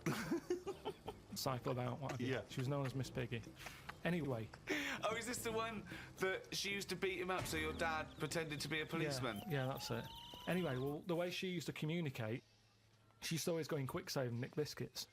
And if anyone went up to her to say, stop nicking the biscuits, she'd pull out like a little mirror out of a bag, and she'd look in it, but talk to you via the mirror. Oh, man. What? This So she was place you insane. grew up, it's weird, isn't it? It's It was like, really weird. Like It used to scare me. It's like a Salvador Dali painting. you exist in there. Yeah. It's really, really So weird. hang on. So she used to talk to people through the mirror because she was mental. I couldn't sit, watch the telly, and look at me watching the telly in the mirror all night. No. That's No, weird. that would be really weird. It's really weird, Carl. I'd be very conscious of myself. No, I Conscious of the think way it I'm gives you, sat. it gives you confidence and that. And if you are Gives you sort of... confidence? Well, yeah, because you're seeing yourself more and you pick up what habits you do and stuff like that. So what have you changed through your viewing of yourself? I sort of grew a beard the other week, just something different to look at for a bit. And then you get sick of that. It's like a piece of art. Change that, have a bit of a shave. Can you see the back of the telly in the mirror? A little bit, yeah. If the flat's a mess, it's a mess twice. Oh, God. Oh. Hey there, welcome to the Drawing Codex. In this video I want to do a simple drawing lesson covering one thing. How do we draw the figure from different angles? How do we draw it from above, from below, etc.? This is one of the biggest challenges that faces the artist at the outset, and even when you're well into your artistic journey, it can be a real stumbling block. And what I want to do is give you a few really simple exercises and ways to think about this so that you can practice. Now, obviously, this is something that relies on a lot of foundational perspective, and there's a lot of moving parts here, but I think there's a couple of key concepts that you can apply straight away, even if you haven't fully fleshed out your drawing foundation, even if your perspective is not 100%. I think there's a lot of things that you can take away and start practicing to make sure that your figures look as if they're grounded. Anyway, let's jump in and get started. Alright, welcome again to the Drawing Codex. My name's Tim McBurney. I've been a professional working artist for over 20 years, and on this channel we're all about drawing cool stuff from our imagination, embracing the challenge of drawing, and mastering the craft of line and color illustration. If you want to learn more about line and color illustration, you can check out my free quick start guide. It gives you my basic advice for how to get up and running quickly in Photoshop with a line and color style. I go over how to build a simple, reliable process in Photoshop, and I give you my tips for going from thumbnail to the finished image. I also give you all the brushes and all the basic stuff you need to get up and started with the line and color style. This is where we create worlds with simple line and color. So it's not like there's a lack of information on these ideas of how to draw the figure from different angles. The basic idea, as should be pretty obvious, is that we combine the simple idea of taking a mannequin, of taking a stick figure, and then we basically just rotate it in space. The problem is that's easier said than done, and it's hard to know how to approach it. In the same way, you can read Andrew Loomis's book, Figure Drawing for All It's Worth, which is great, and it has a lot of information there, but again, I think the challenge for me when I was figuring out how to do a lot of this is, what do I start with, and how do I actually make that apply not just to the standard human anatomy, but maybe how do we make it apply to more cartoony things as well? I think what I want to do is, again, try those two dual concepts. One is, again, how do we draw the standard mannequin, but also maybe something a lot more cartoony may also help us to understand how this functions, so I can demonstrate that to you. But basically what I want to try and do is give you a simple exercise that you can go away and either follow along with me or take with you and just practice in your sketchbook as you go. Now, this is one of those concepts that I think is really important. And when I was starting out, again, I'd have ideas and they'd often be stifled by the fact that I couldn't draw characters from all sorts of different angles. And it took me a long time to really figure out, how to do that. But I think it's important to note that often when we are drawing things that, you don't always have to draw things from crazy angles. Not everything has to be some ridiculous, amazing angle, where you're drawing stuff from a crazy, sort of action pose where there's a million characters. You can see, right, like this panel here is a little bit like that. There's tons of characters, they're all fighting, camera's low. That's important. That's a little bit different to what I want to do. And again, in this exercise, because in order to do that, you kind of have to begin with the basics. You sort of have to really, really understand the simple way that perspective and boxes and box sort of logic or theory relates to the figure. And this is actually a really good way, just practicing drawing that mannequin and that figure from different angles.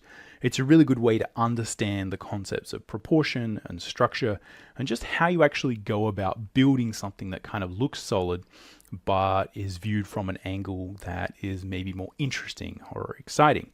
Anyway, I don't want to go on for too long because I think you get the basic idea of where we're going with this. Let's jump over to the drawing table and get started. All right, here we are at the drawing table.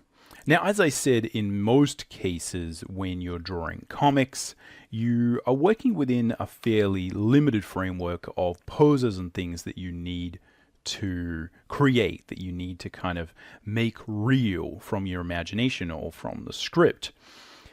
In most cases, I think what you'll find is that you don't always have to draw a lot of these heavy down angle shots, right? It just doesn't often make sense. When you do, it's really, really important. But if we think about often, if I take the basic idea of creating a Loomis stick figure mannequin, and if you're new to the channel and you're not quite sure what I'm talking about, there's a lot of other videos that I have on the channel talking about the concepts of creating a mannequin and drawing solidly, and I'll link to a few of the basic ones in the description. So check that out if you might get a little bit lost with exactly what I'm talking about here. But the basic idea, as you may know if you've looked at these concepts before, is that we basically just draw a stick figure. Now, you can think about the basic idea here being that maybe you might have a panel where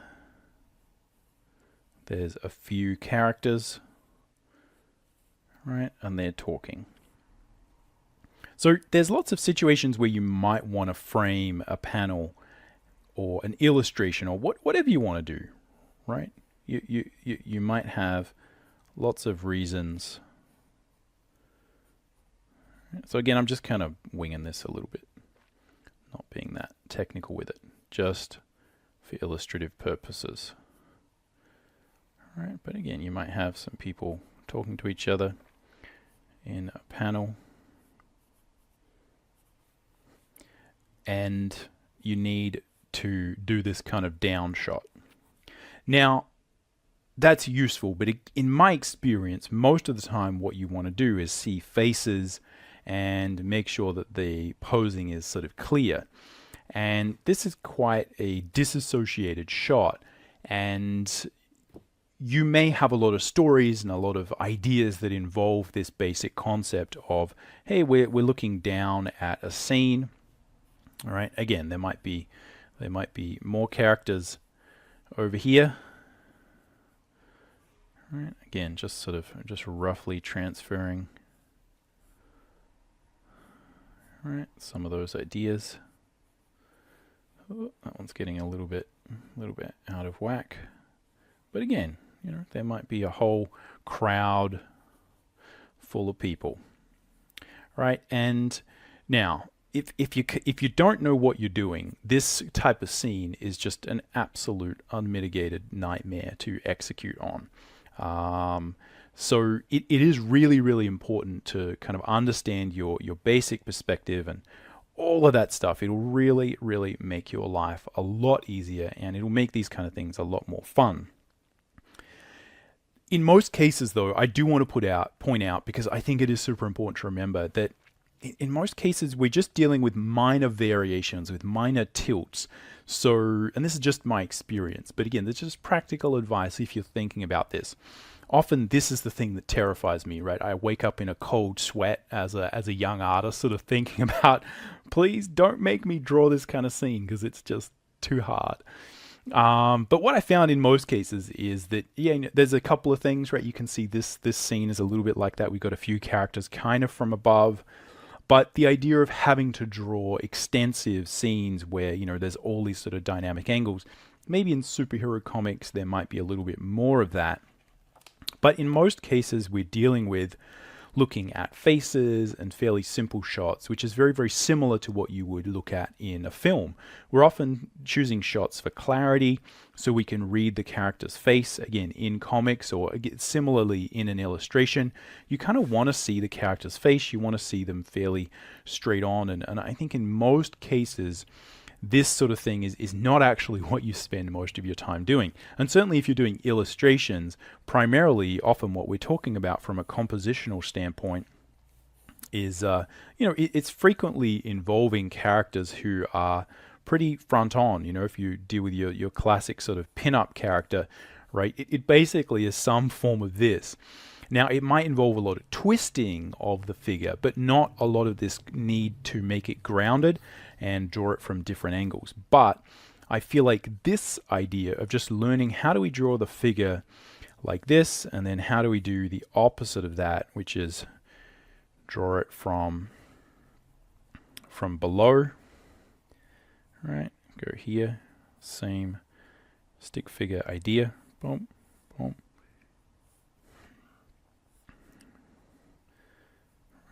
Got a head there, right? And then we're going to have arm here, right? Something like this. And again, you can continue the basic concept as you go, right? If we want to do that from the back, very, very simple, right? We just sort of flip the character around, right? And then we're drawing this.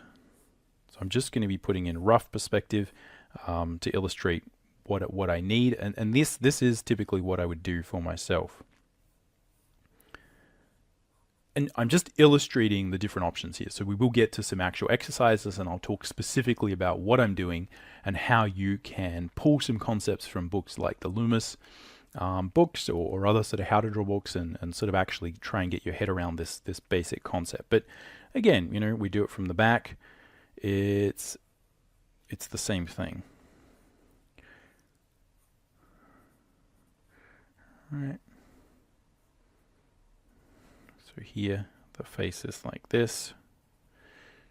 All right, here it's from the back. And the difference really is just what does that arc of the spine look like, and how do these limbs tend to bend, right, as a very sort of rough basic idea.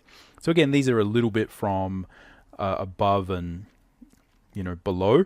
These ones are a little bit more. The basic concept is the same.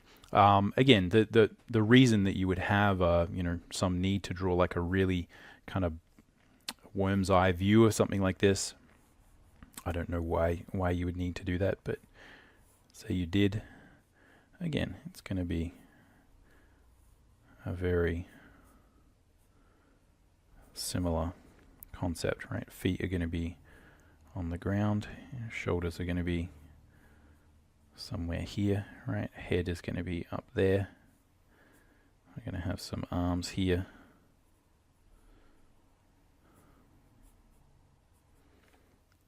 Right. So again, sorry that guys got a little bit squished, but again, it's the same idea. It's just a matter of how much exaggeration is there on this perspective grid, if that makes sense. Let's see if we can do better on that head. All right. See if we can find the form of that torso a little bit. Head goes there. Yeah, might look, that's a little bit better. But it's all the same idea. What we're doing is we're taking the basic concept of a skeleton or a mannequin or a stick figure, and we're just drawing it from different angles. As I said, the problem is that's its own challenge, and that really is what I want to talk about in this lesson and show you is how do we combine the concepts of box logic or drawing simple geoforms, which again is very, very much linked to this, and how do we find some exercises and things you can do so you can jump in and start practicing this. Alright, so if we look at the pages that you might find in a traditional drawing book that are going to be related to this concept, it's often at the beginning, and it's where we link up concepts of perspective. So you can see here some great illustrations of how the concepts of proportion and perspective and just lining things up are going to work in 3 dimensions. So this is really what we're dealing with, is the idea that if we understand the basic proportions of the mannequin, which you can find in some of the additional videos I've got that I'll link below so you can check those out. But again, I'll go over them super quickly in this video so you can just jump in if you need. And then it's just simply a matter of understanding how perspective works. A lot of it does involve this simple concept of thinking of a plane and how we derive some simple proportion from that plane. Alright, so the task is pretty simple. What we need to do and what is good to practice is just practice drawing space or a line that your character is going to occupy. And what we want to do is find these proportional markers. The one that I think is the most important to find and the one that you can practice finding is the halfway mark. And that essentially is going to divide the character around about the bottom of the pelvis or at the crotch area. This will also line up with the base of the hand. And this is a really, really important marker because, again, it basically divides the legs from the top of the figure. And this really is one of the major things that you're trying to do. So what you can practice doing is drawing that character in 2 dimensions, and then you can practice drawing them in 3 dimensions. Now, once you get a feel for the proportional division, it's a lot easier to add dimension. So if we, and again, I'm just going to be fairly rough with this, so apologies if some of these lines don't match up. I won't do this with a ruler because it's a little bit easier to just kind of see when we're doing it by hand, but some of these lines might not match up. The more accurate you can be with this, the better, and I'd say if you study your basic perspective with a ruler, it'll really help you to make sure you're not making errors based on simple errors of the hand, let's say. But either way, it's important to understand how accurate you need to be with these lines. So even if you're not using a ruler, you have to understand how likely are you to gauge proportion in 2 dimensions. If you're having trouble doing it in 2 dimensions, then it's very tricky for you to just magically turn that into 3 dimensions. So just remember that. The first thing we're going to do is just figure out how do we draw that character in 2 dimensions, and we're going to divide the mannequin up into 1 proportion and 2 proportions. As I said, basically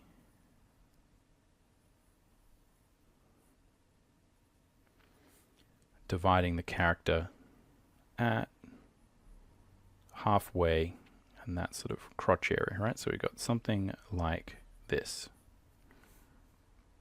Now, as I said, I've got more videos that talk about this in detail. But this should illustrate the basic point. So what we need to find is these set of proportions. We got 1, 2, 3. So 1, 2, 3, 4 at the top.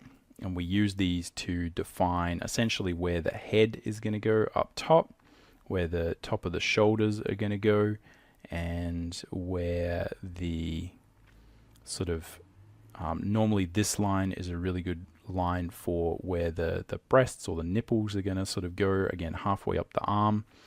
And this bottom of this third marker is where you're going to have your navel and the bottom of the elbow.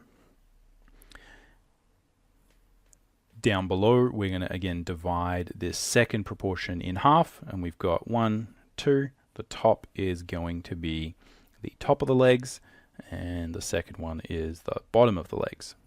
We've got some feet down here.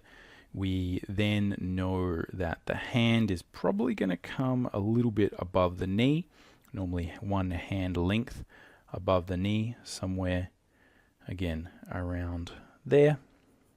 And that's the simple 2-dimensional proportion. Again, what we're doing is just making a stick figure out of this concept here. So this is where just, potentially copying these things or studying these or having some, you print out a version of this on your, computer or something like that, print it out, stick it up on the wall. It really helps to kind of make sure this stuff is fully imprinted into your memory. So it's important here that we find this halfway point. This division is really, really going to help. And again, you can fully study the figure, you can fully study all of these, but this is really the first exercise that I think you should apply. And this is the primary exercise that I think will really, really help you to just understand how to draw the figure from different angles. So in this case, if we transfer that proportion, right, so I'm sort of drawing it as a plane here, but this is just roughly to kind of illustrate things. Now I can guesstimate roughly where halfway up there is, but this is what we're dealing with when, all right, and we can divide that up. All right, we can divide that up. This is where thinking about those proportions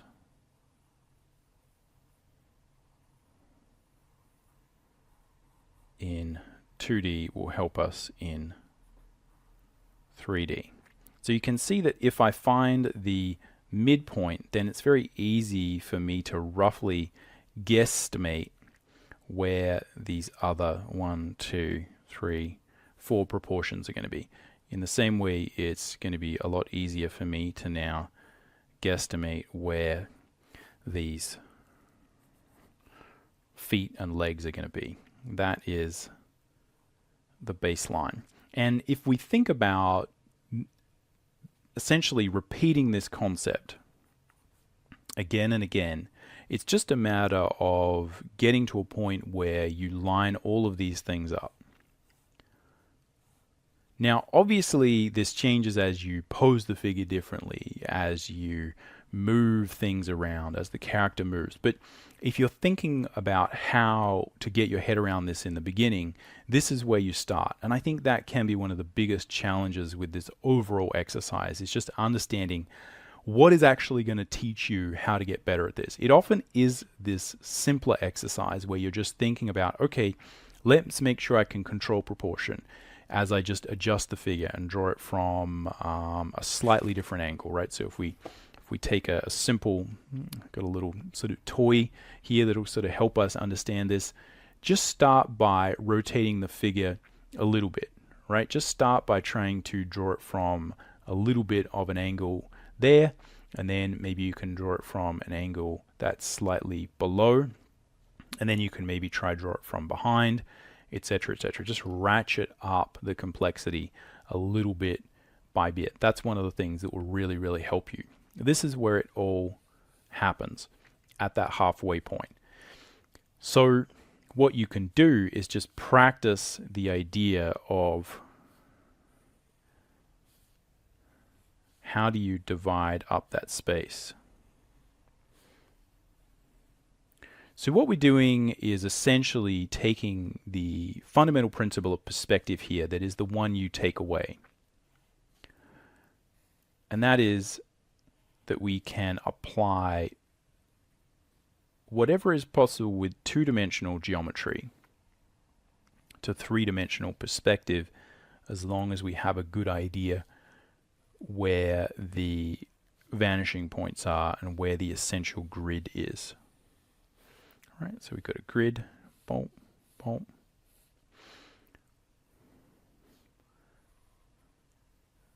So I can do the same thing here, because these corners don't move in two-dimensional space, and I can draw a line between them, and then I know how to divide up that space. So this is the fundamental concept of perspective that will help you to initially gauge that proportion. So we can think about this, right? If we have like a lot of extreme exaggeration, we still can find halfway up. And it's this experimentation with this basic concept that will teach you a lot about how to change the camera angle. Now, behind this is the concept of the perspective grid, which I think is its own challenge. And this is where what we can try and do is understand the basic takeaways that we're going to get from perspective as it relates to the figure. But if you have to understand that there's a point at which you need to go away and learn perspective properly if you want to really, really get stuck into this. But the fundamental thing that will help you understand it is the box logic, or just viewing the box that surrounds your space. You've probably seen a lot of people talk about this, and there's a lot of discussion about this as being important for your drawing, to understand the grids and the simple idea of three-dimensional space. So this is like a perspective grid. It's a sense that all these lines are heading towards a vanishing point.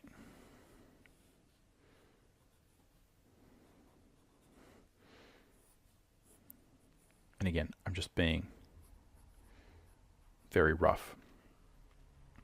Now, what we're trying to do here is increase our ability to visualize three-dimensional space around the character. And that's really all you have to do.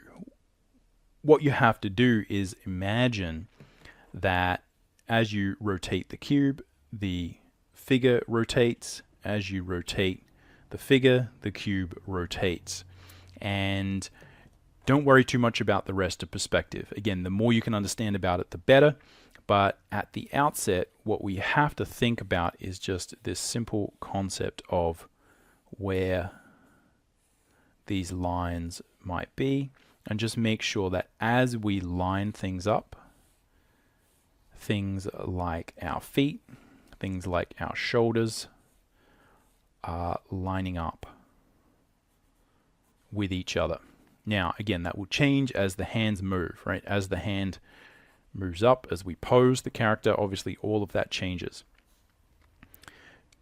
It's really important to start and again get your understanding of the initial perspective right though, because it's very easy to move things around once you get the character feeling as if they're solid. So the first part of the exercise is, as I said, just study and get good at dividing up space with different grids. I actually have a whole video on this basic concept that is talking about how you draw straight lines.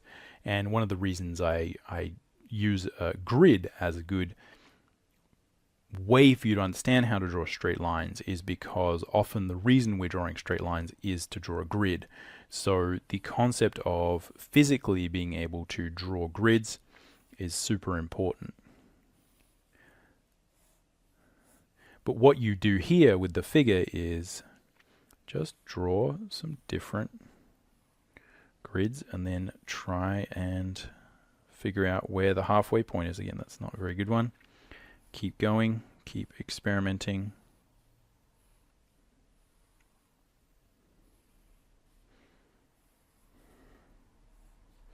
Etc., etc. We can think about, again, that idea of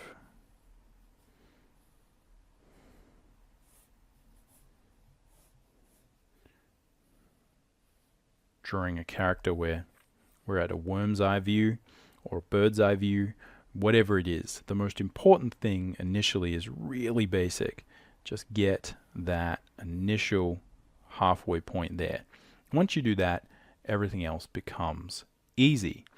Now, how do we sort of connect up the figure with this? Because I'm sure a lot of people are, at this point, sort of tuning out because this seems boring. And I think that is one of the biggest challenges, is understanding how this relates to what you want to do and why is it important. Well, obviously, once we get this right, we can then start to apply it to everything else.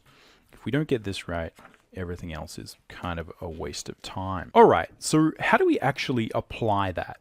What I want to do mostly is talk about how that is applied and show it to you and give you a few little tools so that you can copy along, maybe try this with some of your characters or start to think about it. The goal here is that the more we can connect up figures and characters and interesting things with the topics of perspective, the more you're likely to get really interested in perspective and improving your perspective. If you can directly translate and apply the concepts that you might learn by studying 1 point, 2 point, 3 point perspective, etc., at improving your technical drawing, then you can directly say, hey, now that I know that I've got this a little bit more accurate, that means the lines that I'm going to use to line up my character are going to be more accurate. I think that is the goal here. It's really easy doing drawing lessons to get lost in the weeds about perspective and form drawing and the concepts of boxes. So what I'm going to try and do is, again, just show you a little bit more how I do this so that hopefully you can get interested in learning the perspective if that's something that is lacking. And we can do some more basic perspective lessons on the channel as well. Let me know what you'd like to see. So the way that I start by this, and the way that I would apply the concept of those Loomis books to drawing and drawing the mannequin, is as follows. Let's start by drawing a character from above, as I was doing before. The most important thing that I think we can start with is just the center line. The center line is the thing that really helps us to anchor the figure, and this is similar to this center line here that is holding up the skeleton figure. This is an imaginary line running directly down the center of the body, and we can kind of really use this to figure out where that character is situated. So here we can, let's define some fairly sort of benign perspective here. This is all I'm using. So you can see this is actually similar to a box, right? If we think about a box being like this, what I'm drawing is this. Right, so I'm drawing the center of the box. You can imagine if there was a line there and a line there and then a line directly down the middle. That's kind of what I'm thinking about here. Where is the perspective? But I'm not drawing a box because in my experience, trying to fit a character in a box is not actually a good way to start. But in this case, that can be useful. Now, what I'm going to do is guesstimate the halfway point up here, from here to here.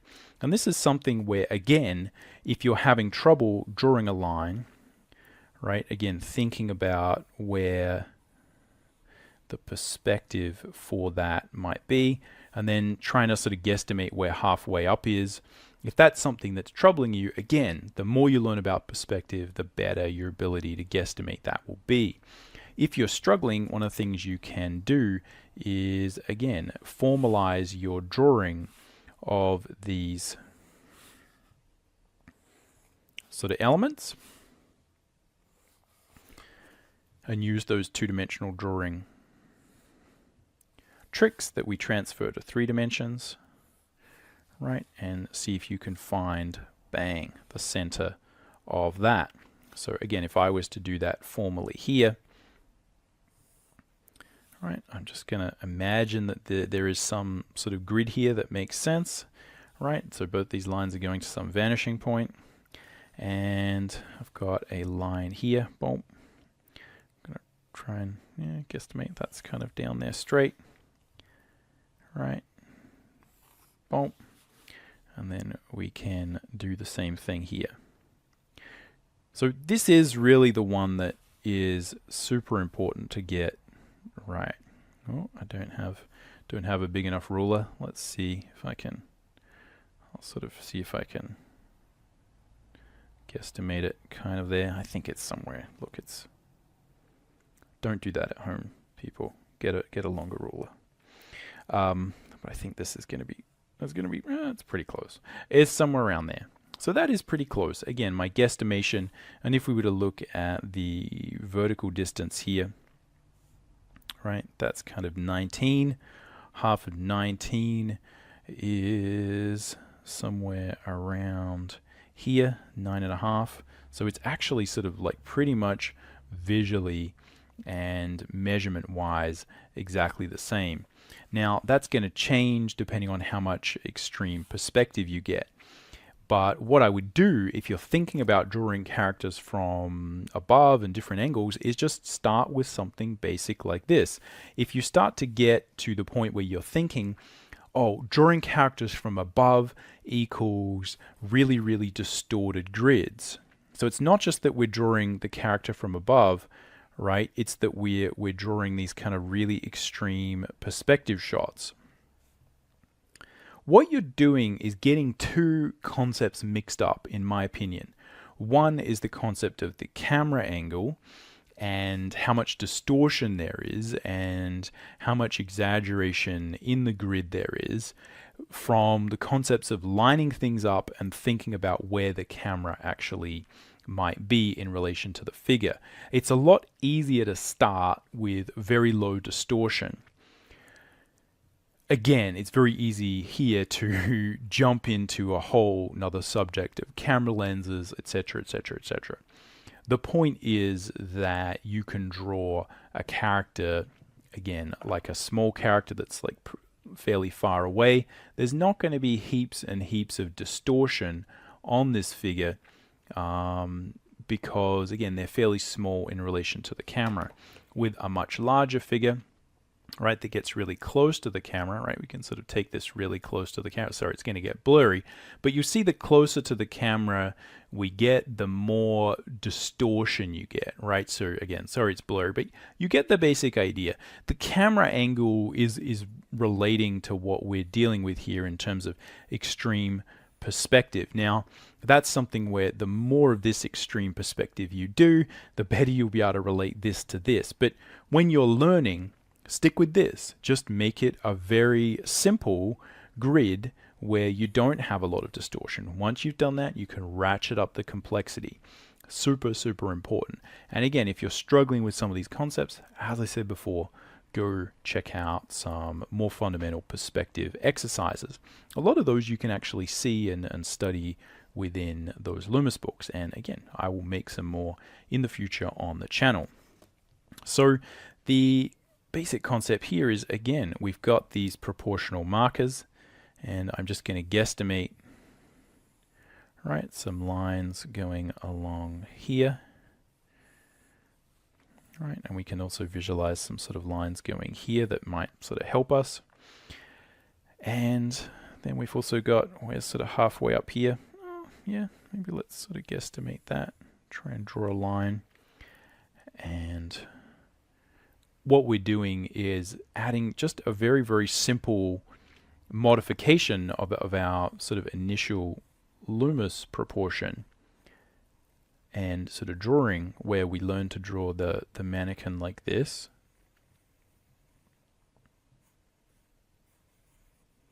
I've got a head here, neck here, right, shoulders here, etc. So we're drawing the mannequin like this. What we're doing is we're taking these lines which don't have a lot of distortion on them, and we're just making sure that we draw them from different angles. That really is all that's going on.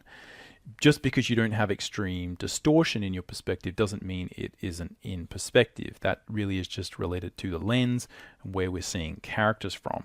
Again, if you think about going back to that, sketch I had before where I had a bunch of little characters on the ground, normally that's going to be taken with a camera lens that's quite far away, taking a big sort of scenic shot from afar, and you're not actually going to have a lot of this distortion.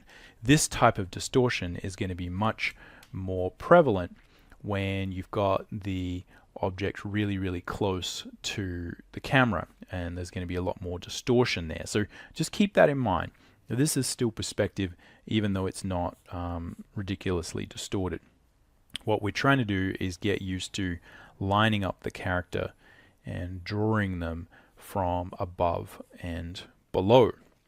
So here we're just going to do above, and hopefully I'll do a quick one below, and then we'll do a quick little sort of more cartoony character to show you how you apply the same basic concepts to something with a little bit more different proportional set. A little bit more of a different proportional set. So again, the reason I feel like focusing on the center line is important is that really is literally at the core of what we are trying to do. So I've got 1, 2, 3, and 4, and here I've got, right, I've got my 1, right, 2. So what I know is that here, right, I'm going to have my sort of pelvic probably a little bit higher, right, we're going to have the pelvic bit here, and this right rib cage is actually gonna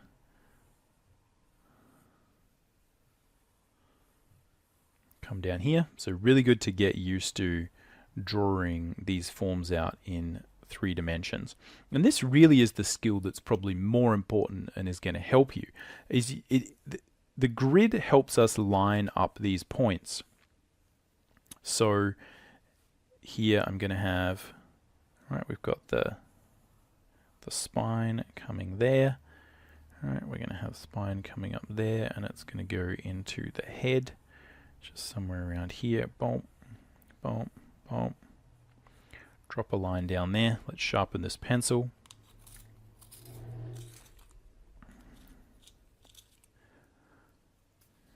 Right, so we've got our head here.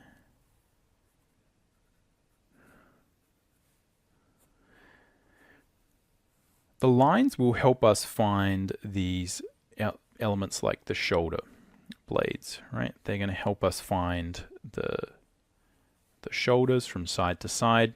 They're going to allow us to line up, again, the concept of where the hip bones are going to be.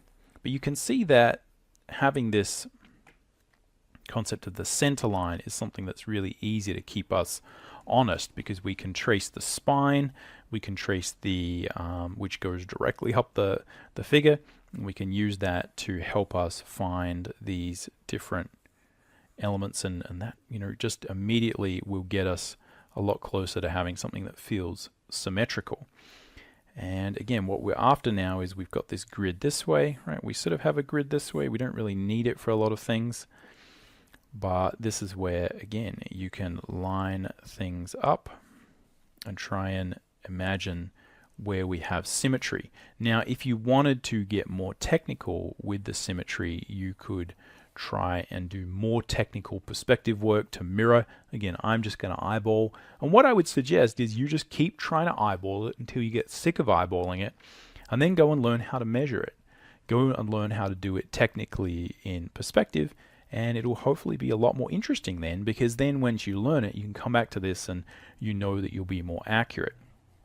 As I keep saying, I feel like that's so important. It's important to fail here. It's important to try to eyeball. It's not a matter of like get to a point where you're a 10 out of 10 at technical perspective, and then you can start eyeballing. No, you know, you are always guessing. You're always drawing cool stuff. Again, that's my primary recommendation, is draw cool stuff and, you know, figure out what you need to learn from drawing that interesting stuff, and do a little bit of this type of more academic study where we try and apply these things, and then, you know, go apply it to your cool stuff, and then you go back and forward and back and forward and back and forth. That really is the sort of magical answer as far as I'm concerned. That's really what sort of worked for me, and that's what I find typically works with students, is when they're constantly combining those two things. So what that means is sometimes you jump in and try and guess, and you fail, and you can redraw, and you can sketch around and try and draw something interesting. Draw something fun, you know, try and, if you want to draw mechs, you know, try and draw some mechs from different angles. If you want to draw, you know, fantasy stuff or aliens, you know, draw some alien characters from different angles, etc., etc. Now, I've talked a lot about in other videos as well how to add the musculature on top of the mannequin. So for this demo, we'll just deal with mannequins, right? Because the process is almost identical. It's just a matter of thinking about, again, how the muscles kind of wrap around and look from different angles. But the trick here is, how do we figure out where these points of proportion are? So again, I've got this bottom of this third. Proportion is often where I'm going to have my elbow. And here, again, I'm going to find that I'm going to have a combination of, I've got the bottom of the pelvis here, and the hand, right, is going to stop, right, hand is sort of going to start just below there.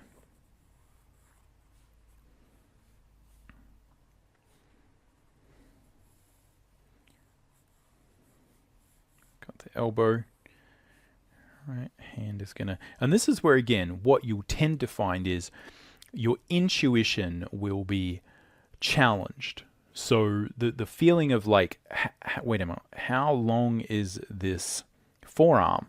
Well, I know from a proportional standpoint, right, if we look at this, that, again, I've got that bottom of that rib cage. Just look at this and check, because again, this is a major thing that will come up. I've got the bottom of the rib cage. All right, it's going to line up with that elbow. Now, it's very easy to figure out the depth and the length of these things when you're just drawing it flat on, but it's very easy to become challenged and accidentally draw stuff too long or too small or whatever, or just kind of, you just get tripped up and you're no longer able to engage your normal natural drawing intuition. So it's important here to double check and remember your proportions. We can see again at the bottom of the pelvis there, that's kind of where the hands start, and the hands then go down, and they're kind of, you know, ending about halfway up this bone, or about, as I often say, one hand length above the knee, or certainly the hinge point of the leg. Whoop. So that is one of these things that's kind of quite tricky from a proportional standpoint to really get. All right, is understanding where these lines are likely to go. All right, so then we're going to have a line about there. All right, we're going to have a hand. If the hand was sort of extended, it would be about here. Right? If it was in a fist, it would probably be here. And here we've got the knee. Here we've got this. Now, this, I think, is often the biggest problem when it comes to drawing these things from different angles, is making sure that they connect with the ground. And more important, and probably the subject of a different video, is how do you do, as I was doing in that other sketch, multiple characters from the same angle and make sure they all feel like they're sitting on the ground plane. Again, this is where having a good sense of that center line will really help. If we know where that center line is, you can easily understand that the feet, you know, if they're just sort of planted normally, which is what I'd recommend initially to give them just a standard sort of pose, is they're going to be equidistant more or less in a standard pose from that center line. Now, again, a subject of another video is kind of how we modify the posture and get different feelings there. But just understanding where that center line is in space, and then just sort of placing the heels of the feet somewhere so that there's an equal distance from here to here is super helpful. And then what I'm doing is basically just thinking about where these lines are going out at different angles. So you can think about that from a two-dimensional standpoint. If I'm looking down, right, here's this line on the ground, here's the center line, here's this foot here, and here's this foot here. And what I'm doing is I'm saying, well, the feet are kind of turned outward, a little bit like they are here. I'm doing it a little bit more exaggerated to make the point. But again, just visualizing the space, understanding the center, being able to measure, right? Again, it's the same thing. Visualizing the center line, measuring that space or guesstimating that space. Again, visualizing that center, understanding the points, right? So if we reattach our poor little skeleton's arm, again, this is the visualization we're trying to practice, is where's the center, where is the wrist sort of point, and where's the other wrist point, and just visualizing the distance. Having that center line there is super important, right? So this is what we're sort of trying to visualize. Points here, points here, points here. And really it is that simple. It's just a matter of staying true to the proportion, understanding how important the proportion is, understanding how important finding that middle section is. And what I'd say is not getting too lost in the perspective, just understanding that what we need is almost just parallel lines, right? Almost all I need to know is that, right, this line is kind of at like a similar angle to this one. It doesn't even need to be too much in perspective. I don't really even need these to be going to the same vanishing point. I just need them to kind of be almost in an isometric perspective to practice this. Again, once you start getting this and you're able to place these things accurately, I think that's when you'll be able to experiment a little bit more and take it to the next level. All right, let's try from below, because I think, again, what that will do is help us to just reiterate, do the same thing again, but we'll deal with a much more extreme angle. So we'll have a basic angle there, right? But a little bit of, let's put a little bit of an angle here, right? So maybe the horizon line is super low down, right? Here we've got our horizon line, and again, what I'm after is a sense of where that center is. So I'm just gonna, now again, there's a procedural sort of thing here, which is obviously, you know, I could draw a big box here, right? So I'm trying to find halfway here. It doesn't really matter how big this box is. That's not really the point. All I need to do, you can sort of draw any old size box. Again, I'm going to run out of ruler. Let me find a bigger one. This will solve that problem. So you can see here that it's going to find center right over here, but that does give me a really good indication of where that's going to be, because all I'm going to try and do now is sort of draw, if we sort of try and understand what's happening from a visualization standpoint, right? I've drawn this, right? And what I'm trying to visualize is where this one is going to go. Now, it's not going to go there, right? I don't want to draw it that way because that doesn't look like it's going to the same vanishing point. I want to draw it so that it feels like it's going to the same bump, same vanishing point over there, right? That's kind of what I want, right? And I want my horizon line to be somewhere there. That's kind of what I'm doing. Now, the line can be over here. It doesn't matter. What I'm after is where is halfway up this measurement, right? So if there was a line here or a line here, if I find the center between this line and this line, it will give me halfway up all of these lines. Hopefully that makes sense. Again, if not, it's a good example of how learning some more perspective may help. So here again, what I'm doing is, this is the bit that will derail you if we get it wrong. What I'm trying to do is figure out where I place this line. Now there's a really easy trick that you can use, and that is to just measure. This is another sort of easy sort of way you can do this to kind of help you guesstimate. What I can do is physically measure. Right here I've got, right, sort of roughly, it's roughly 20, so 10 is going to be halfway up here. And if we sort of take a measurement here, that's 16 and a half, so 8 and a bit, right? It's going to be somewhere around there. So if I kind of draw a line between these somewhere around here, right? Again, those things don't all line up perfectly. That's going to give me a pretty good indication of where halfway up is. Or you can just guess. Totally up to you. This is a really good way where you can start to apply these boring perspective concepts to your drawing, get a better result, get a better guesstimate, and make sure, again, you're doing that thing, building that muscle of applying the technical knowledge to something that's actually going to help you. The other thing you can do is you can try guessing first, and then you can do all of the things and see how far you get. You can see I kind of guessed about there, and it was a little bit down there.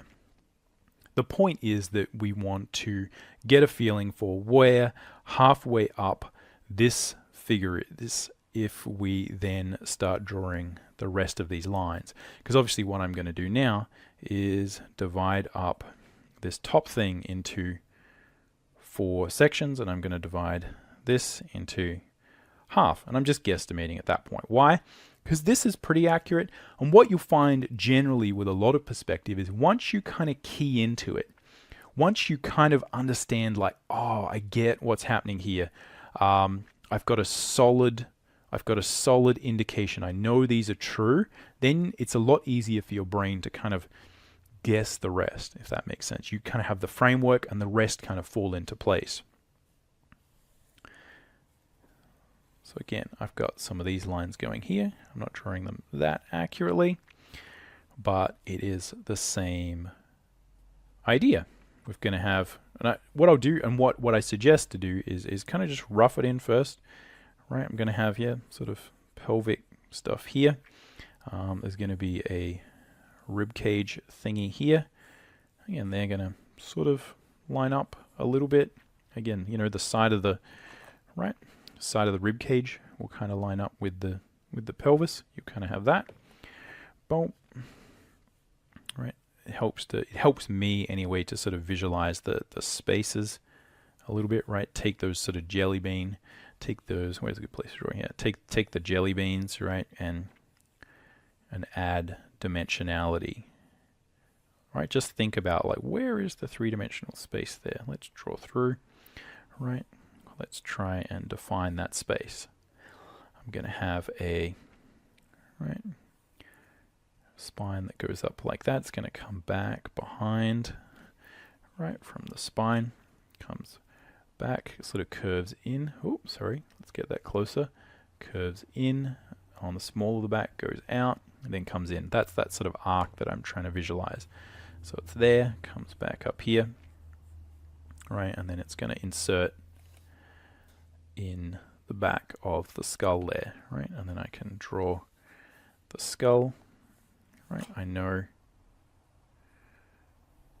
right, can define dimensionality within that sphere, etc., etc. And here I've got, again, some shoulders. Right, going to place those shoulders. Again, visualizing.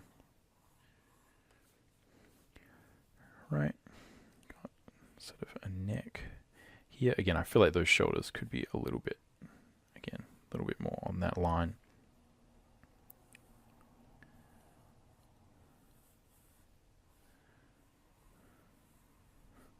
Now, you can either rough in or guesstimate, make things a little bit bigger, a little bit smaller. If you run into trouble there or consistently run into trouble, again, one of the things that I'm facing is, as I often see with these drawing demos, I'm looking at this paper from a little bit of an angle. I'm also meant to be looking up at it from the drawing, so it's going to be hard for me to gauge how big that head actually needs to be.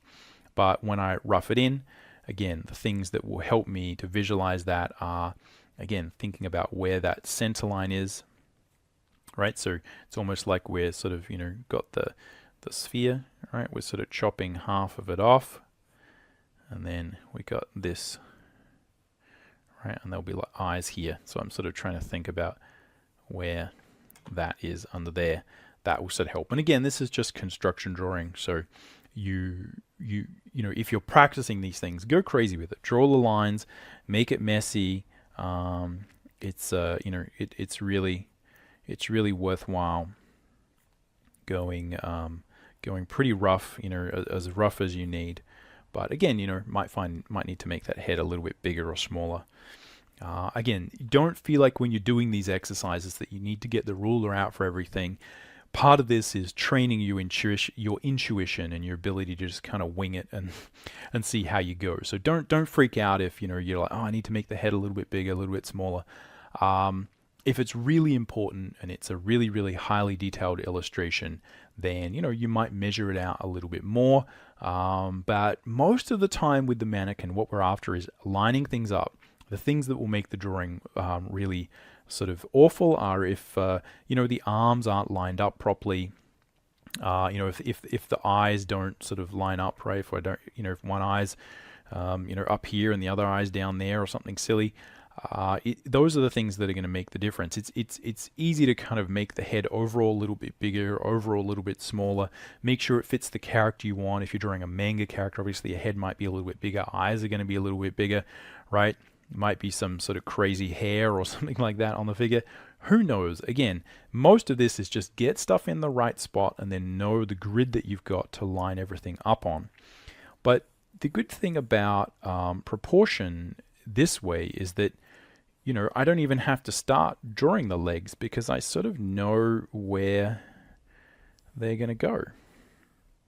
Right? I have a good understanding and a good ability to guesstimate you know, where that line is, so I kind of know where those legs are going to go, right? I've got a pretty good pretty good indication. Again, that's the heel of the foot. This is the ball of the foot. So we can't see it. This one's foreshortened, right, coming at us. Again, that's, you know, its own little drawing problem that can be quite challenging to solve. But at its core is just, you know, going through things logically and kind of thinking about what you see when you're looking at a foot from front on. But as I said, I can either draw the legs or I could draw the hands because I know where everything is going to end up. We know what's going to happen. Now, I think probably, again, that's kind of where the bottom of that rib cage is meant to go, right? So the bottom of the rib cage is meant to be probably a little bit lower. Right, navel is sort of going to be about there, and that means probably I've drawn these shoulders a little bit narrow based on sort of, I think we're drawing sort of like a male figure. Right, so just going to sort of guesstimate where that is going to go, and we're going to line it up. And again, doing those things is totally fine. A lot of it is just recognizing the proportion. You know, you go through it, and then just, you know, I realize, oh, that's right, you know, that torso, right, sort of comes down and you know, hits the bottom of that proportion, right? So we sort of got 1 proportion, 2 proportion, 3 proportions, 4 proportions. And here, that's 1, 2, 3, 4. So I just drew this a little bit small initially. Again, not a problem because we can go in and adjust it. And that probably means visually this head is going to want to look a little bit bigger. But that's all we need to do. I know that the shoulders are going to be there. Again, I know that the forearms are sort of going to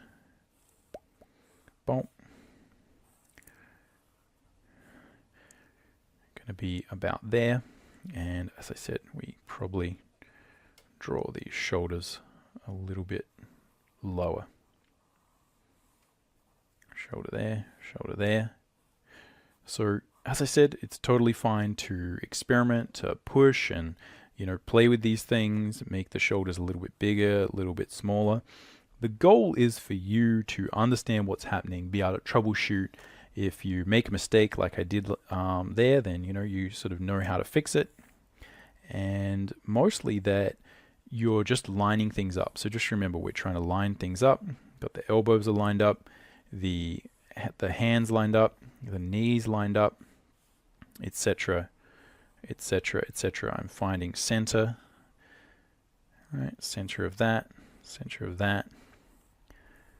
right? Shoulders, boom, boom, boom, boom, etc. So again, same basic idea.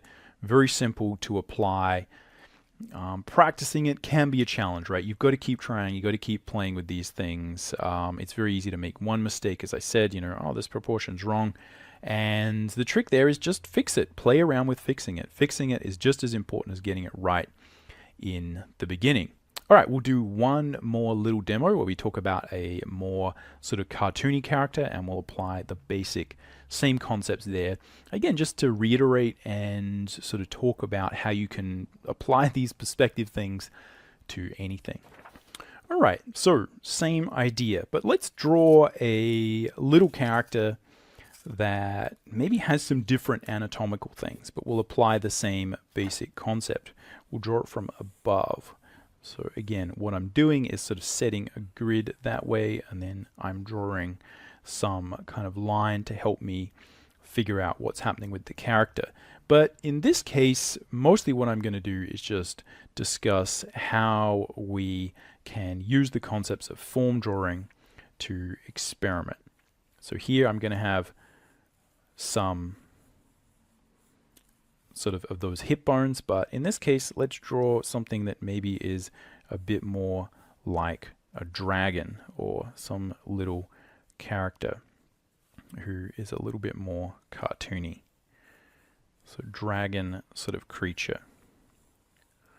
Right, in this case, I'm going to draw, think about where that's where the center is. I've got we're lining things up, what I'm going to do is line up, that's where the knees are lined up, and then I'm going to draw one of these sort of animalistic legs. Right, so let's transfer that over. Here I've got, again, from side to side. Right, there's the center. Right, we've got this here. Got that there. We're just drawing points in space. Here I've got my pelvis. Let's see if we can find that. This is tricky because we've got a lot of foreshortening here. Right, and then I've got this over here. Where's it hit the ground? Hits the ground kind of over here. So really what we have to think about is what is the line of, where does that hit the ground? Right, and how do I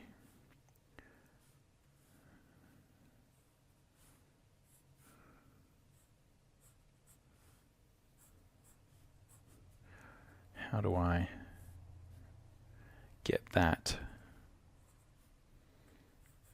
leg to sit there, right? So again, if we were to look at this from above, if I draw this line from here, right, here we've got sort of the pelvis, and what we're doing is drawing legs out, boom, out here, and then it goes back, but that is kind of underneath. Right, so we're finding that point of this. Look at it from the side, it's going dunk, dunk, dunk, dunk, and we're finding these points, and then it goes down, and we don't really see that, right, and then it comes out, right, and we sort of barely see that. So this is where, again, some of that perspective will come in handy. So now I'm going to draw our rib cage, and I think this is going to attach a little bit forward, so I still want to think about where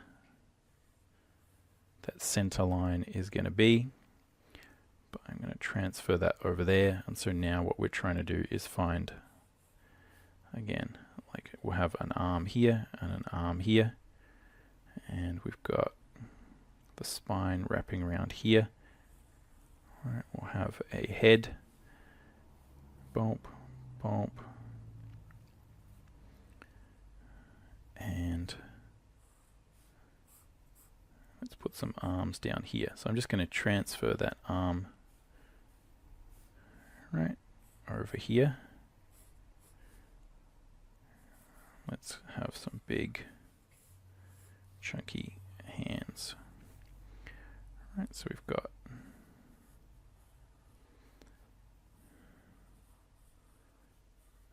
mannequin like this. Hopefully you guys can see this, and then we'll go, let's extend out.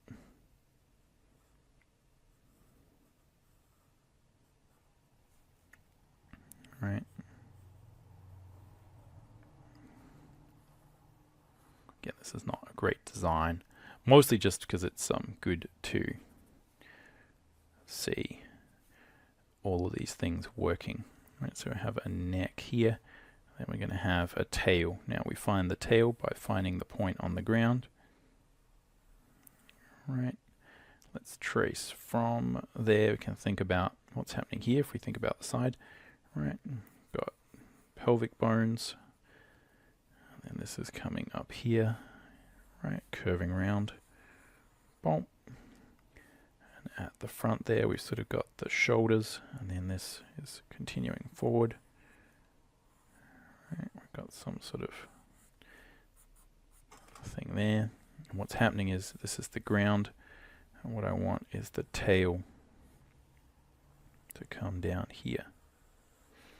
Right, although in this case it looks like it's coming a little bit more like that. So hopefully you can see how, again, we can practice, and again, hopefully you can see how that is going to turn into some sort of fantasy character that might look interesting.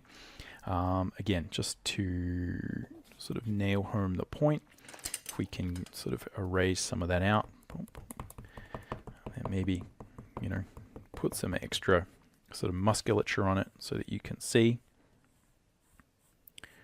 right? If we have some sort of arms like this.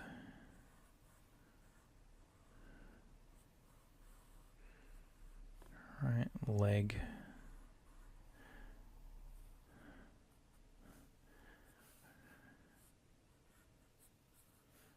And here we'd have, again, some sort of toes.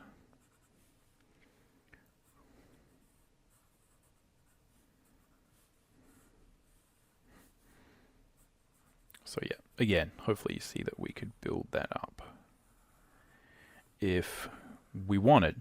And to me, you know, this is the sort of stuff that I was, you know, more interested in doing as, you know, characters that weren't, you know, typical humans. But the point is that just practicing these things, stepping through the basics, doing your simple division of space will really help. If you can do this right, if you can practice this and just keep going, you know, break out the ruler if you need to do it. If you're finding things are going wonky, as I said, go back, check your fundamental perspective knowledge, make sure that you're being accurate. A lot of the time, you know, these things are sort of going pear-shaped because, you know, as I said, we're trying to do a little bit too much of this extreme perspective. You're trying to do too much. Stick with something that's almost like an isometric perspective. Isometric perspective is where, again, the lines don't really go back to a vanishing point. They're just kind of parallel to each other. That will teach you the fundamentals of how to control these grids that underline the figure and the structure. Once you do that, then you can start to build out more interesting characters. You can start to play with, again, much, much more extreme views, much more extreme angles. You know, you could try something that is, you know, super distorted, right, where we're seeing like massive amounts of distortion there. Again, you ratchet up the difficulty bit at a time, do a little bit of this, and again, there's like levels to the degree to where you're studying. These are still abstract studies. Do a few of these things and then just go draw your normal stuff for fun, right? That's what's important. The idea is important. Having fun while you're drawing is important. If you find that these are tricky, as I said, go back and just, you know, try and get your ability to draw cubes or some basic things as solid as that can be, because then you find that there's follow-on. There's a flow to how these things support each other. But yeah, hopefully that has been interesting. Let me know in the comments. This is a little bit more of a technical one, which I do sort of apologize for. And the real challenge here is that I think both as a drawing teacher and as a student, what I remember, and I still find this kind of frustrating, is that it is hard to know where to approach this from. There's 4 or 5 things that you absolutely need to get right in order to start rotating these figures around and drawing them from different angles, and there's no linear way you can do it, I think, that gives you some amazing solution where you just do A, B, C, and then all of a sudden it magically works. It's a progression. Again, as I say, people can get really good at drawing cubes, and then they, you know, can't transfer those skills to their more interesting fun drawings. And likewise, you know, if you just kind of keep doing this but you don't study the perspective, then, you know, you're going to find it a little bit harder to you know, draw these things from different angles, and it's certainly going to take you a lot longer to get those things sorted. So it's a matter of doing all of these things and trying to figure out where they fit into your art journey, where they fit into your particular way of doing things.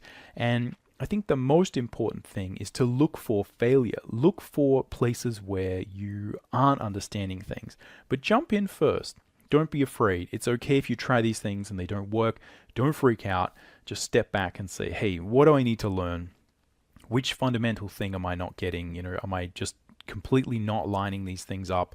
In many cases, it is just one of the biggest problems that you'll face is just people will be trying to draw these kind of lines and they're not even remotely going to the same vanishing point. There's a lack of accuracy. So that's where, again, just building your ability to draw straight lines, to develop grids. Again, I'll link to that video in the description. Just making sure all of that stuff is solid will help immensely. But this is a long game. This is a long journey. If you're partway along the journey, then again, you probably sort of know that already. There's no trick. As I said, you got to piece these things together in your subconscious mind a little bit at a time, and you slowly build structures that support each other.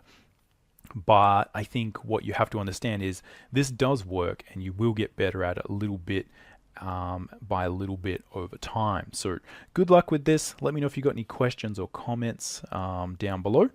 And but that's all I got for now. We'll catch you around. Happy drawing.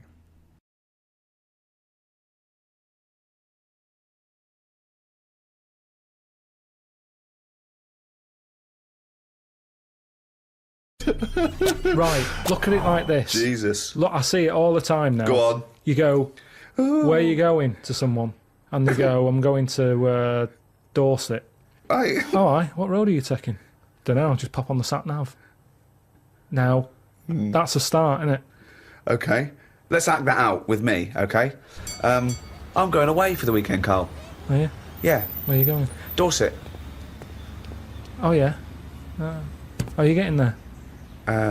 Car. Oh, right. Which way are you going? Dunno. Why do you want to know? Oh, just making a friendly chat. Just, you know, I'm interested in geography. Which way are you going? Well, I don't know really. I've got a sat nav in my car, and I'm getting there. And what do you mean? What? Bit lazy, isn't it? Well, I'm not a pigeon. I don't. Have you got an A to Z? Well, yeah, but it's on a computer. The A to Z. What's the difference between looking at an A to Z and? It's a bit lazy, though. Not really. No. Why?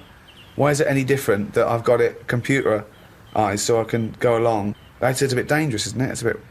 Don't go to A to Z when you're driving along. Clive, who are you talking to? Because we need to hit the road. We need to get going. Well, it's this fucking idiot who wants to know what road I'm taking, which is a fucking boring thing to ask. Anyway. Sorry, who is this twat? Because we really got to get going. He's a fucking dickhead. I think he's an A to Z salesman by the door. I mean, just tell him we're using the sat nav because it's the quickest, most efficient way to do it. It's the quickest, most efficient way of doing it. No, but look what's happened. Who the fuck are you? Would Columbus found America if he'd had a sat nav? Yes. No, he wouldn't. He'd have put in America and he would have taken him to He wouldn't. America. He only found it because he got lost. Now, if everybody just goes... Hold on. How would an undiscovered country be on a sat-nav? No. Go on. But I just What's mean... the difference between the sat-nav and the map in that regard? Because I've found some lovely little cafes on roads I've never been on. And I've instantly gone from finding a continent to a little cafe. I love that. Little greasy spoon. I am off to discover the unknown world. Where are you going? Well, I don't know yet. It's the unknown world. What are you taking? Just a boat. All lazy swim, you cunt. I love the fact that he's so Luddite now, he's annoyed at the sat-nav. I mean, you'd have probably given Columbus a hard time. Oh, got a compass. Don't you know where north is, you twat? I just think there's something in being lost. I never feel lost. I just think, oh, I've had a diversion. Because you find new things. I'm forever going down... Suzanne's asking the French peasant where the... Just think, you know, Columbus... All right, what's the most interesting thing you found when lost? Like I say, they normally... I found a shop that was like a fancy dress shop. Amazing. Do you need fancy dress stuff? Dressed you up never as got Columbus, it. You never went and bought a sat-nav, went to Dorset for the weekend. You never go out. Why do you need a fancy dress shop? That sounds like the one thing you would hate is fancy dress. Yeah, but I like looking at the... they have like a space helmet in there. Right, so you found a fancy dress shop. Where are you supposed to be going that you had time to get sidetracked and go in a... I think I was going to a meeting. Amazing, that's the last time! You want to get lost? Yeah, you don't want to get lost, do we? Because I always give myself loads of time because I get lost a lot. I always give myself... Get a sat-nav! No, I'm just saying, that's how you find little treats along the way, and next time you pass it, or next time someone says, do you know where the fancy dress shop is? You go, yeah, I do. You have no idea because I was lost. I didn't know where it was. No, but normally I learn. I'm not going to tell you, lazy cunt. Have you got an A to Z? Oh, that's harsh. Yeah, find it yourself, you lazy twat. Hey, thanks so much indeed for logging on. There is even more exclusive material and behind-the-scenes stuff about The Office on this web page. That's the good thing about the internet. They put loads of shit on there. Doesn't matter how long it is or how fucking boring it is. If you want to stay up all night watching something, you can. You will. When we went along to the BBC in about 1999, and they said, do you think it's going to be a sitcom? We went, yeah. I said, as long as I'm in it, we write it and we direct it. And they went, well, I said, no. I said, if I don't get the main role, we direct it and we write it, you can walk. And Steve went, in future, Rick, can I do the talking? He was a little bit worried that, as a nobody, I was laying down some ultimatums. Specific demands from the off. But I think what was weird was, because Ricky had never set out to be an actor or a comedian, and he wasn't chasing fame, and he wasn't desperate to be on the telly, his feeling was either we do it in the way that we think it'll work, or we don't. And it's, you know, he'd rather go back and do his regular job than sort of compromise it. And whereas I was panicked, you know, I was thinking, I want to be on the telly, I want to be famous and rich. What are you doing, you maniac, you stupid fat old maniac? So I was a bit more panicked, and I was trying to kind of... But somehow I think his kind of forcefulness worked to our advantage in the end, because you need that confidence in a way to sort of see your vision through. But we've sort of kept that up. We've never taken anything to get a stepping stone. We've never compromised. We've never did things that we didn't want to do to get somewhere. And it sort of makes you bulletproof. If you really can walk away and just go, oh, OK, we'll leave it, then, you know, the bits that you're left with are your vision, are where you've had total control. And I think that's quite important. Because otherwise you're... Yeah, if you're successful, otherwise you're just living in your car.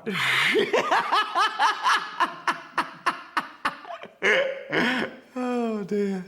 The thing that interests me about The Office, which was so brilliant and in a way educational, was that it, you know, revealed the tremendous flowing emotions that happen inside an office. You know, a lot of sitcoms have to do with family, a lot of sitcoms have to do with friendship, and everybody knows all those dynamics. And then you underestimate sort of how complex the lies are that we tell in the workplace. Everything happens in the workplace. I think the fact that it seemed small, that it was literally just an office, is exactly the point.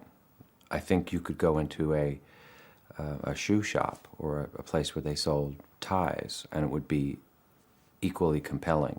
Because we were so naive, though, we were thinking, well, there's not going to be any actors that will be able to be convincing and real and naturalistic. We're going to need to, you know, grab people off the street. I mean, we had grand plans, you know, sort of auditioning in village halls all over England to find these real convincing people. And then we realised that real convincing people are terrible. That's why they're not actors.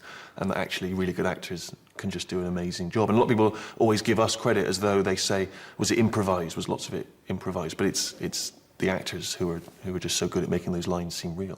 We knew that as well. It's 99.9%, you know, in the script, and so we needed people to do that like they were saying it for the first time. And there's the real skill. But we did want unknowns, and we kept to that. We didn't want people who'd been, you know, in soap operas, and so because we wanted people to suspend their disbelief long enough, just for the first 2 minutes, to think, is this real?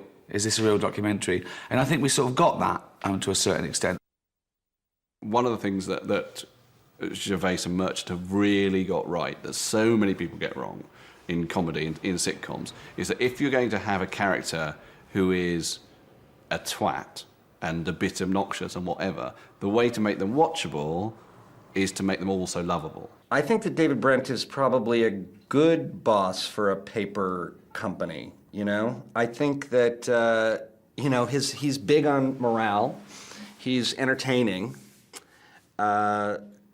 I don't know, like, I think people would sort of be fortunate to have David Brent as a boss at that stage of the game. But maybe I'm just thinking that as a guy who I would just be laughing constantly at this guy, you know? It must be really exhausting being Brent, mustn't it? It's you are looking around and at a room full of people plus a camera and needing to assess really quickly in your head how you have to be to please each one, make each one think you're funny, and each one respect you. And you can't do it, you know, with everyone. I'd be exhausted if I were him. I wouldn't have it in me. I liked Tim very much. I really liked him. He didn't seem a million miles away from me in terms of his sense of humour or in terms of his self-deprecation and his... This is a dangerous thing to say now, but in terms of his wit, you know, I like funny stuff and he likes funny stuff, and He sort of likes taking the mick, and so do I. Tim's job is to just, sort of like Chandler's job was, to just be an observer of all of it and, you know, let us in. You know, he's the guy that is making fun of it and making comments about it and letting the audience know it's okay to laugh at the ridiculousness of this, you know. Tim, of course, is us. Tim is the normal audience watching. And, you know, Tim's look to camera was sort of saying, are you getting this? This is what I put up with every day. So that was very important as well, because he was, you know, surrounded by idiots, and he was the sort of dissatisfied Socrates in a room of satisfied fools. We had spent so long talking about the characters and people from our own lives that were like those people that we sort of had quite vivid ideas of what they should look like and sound like and be like.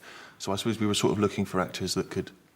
Which turned out to be naive because, of course, for example, Gareth was meant to be quite a strapping sort of squaddy type. And we, you know, were looking for those types. But, of course, when Mackenzie walked in, that went out the window. I knew from the moment I read the script that this was the one I had to get if I was gonna have a chance at having a career in acting. You know, I'd been doing bits and pieces of TV, and I've been slogging around the stand-up circuit for a decade, and this is the one that stood out. The script was just so good, and I knew that this was the one I definitely had to get, and so I had my heart set on it. Yeah. Gareth said these such awful things, but in such a delicate way, and I've never seen it done before.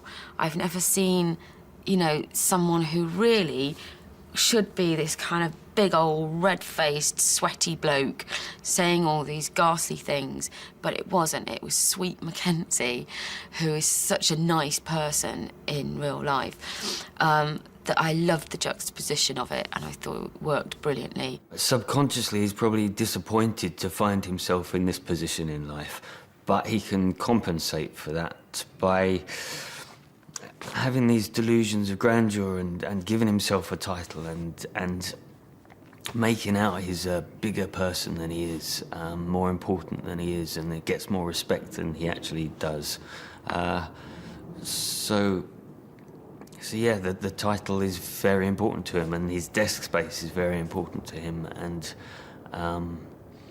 yeah, his pseudo-macho hobbies are very important to him. They all make him into this person that he wants to be, rather than this little man that he actually is. The first time I went in, I just read with the casting director. The second time I came in, I read with Ricky. And I loved that because you could actually, because I knew that he was going to play Brent, you could actually see things come to life, and you could see what road they were going to take in terms of style. Sometimes I went in for one script that I actually did like, and then in the audition it was like, come on, bigger, bigger, bigger, think pantomime times a million, and I'm not very good at that. I'm you know, sort of a one-trick pony, and kind of I'm always asked to sort of, you know, speak up. And so the office was sort of perfect for me because I could just sort of kind of be myself. I do think it is one of the great casting triumphs of British television. I mean, I keep being haunted by that sense of how revolutionary the casting seemed and the performance style. But every single one of those characters is so perfectly cast, and in a sort of new, informal way. It's not a big, rounded, performed thing. It was just a way of finding people who would fit that style perfectly. And when you do cast things, you realise that you're always casting for style. Someone can come in and be very funny, but they're not right for you. They're funny in a slightly different way. Their tone is slightly bigger or smaller. And I think the perfection of the casting, you know, all credit has to go to them for that, for how perfect everybody was, as it were, right down to the glory of Keith.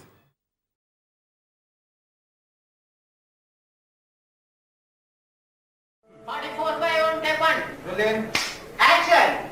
Hame malume hai ki bare me kaida kanun nahi hai. Police iske bare me kai karai hai. अरे Scotland yard की police से कम नहीं ना है Bihar police. Scotland Yard? Yeah. Hamko Malumi Huahe. Ke Bahami. Jungle Raj Sheltaha. Kahi political leaders ka. Bayan Hamamahamabapas.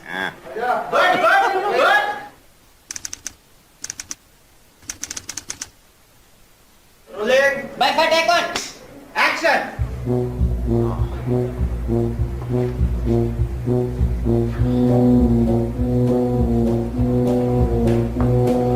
Hey, Connie. ये वही काले पांडे है ना जिसने IAS की बीवी का रेप I किया था? laughed, I just laughed. Sorry about that. It was good delivery. That was good. Hey, Connie. Hey, Connie. Sorry, I'll do it again. Right, go on.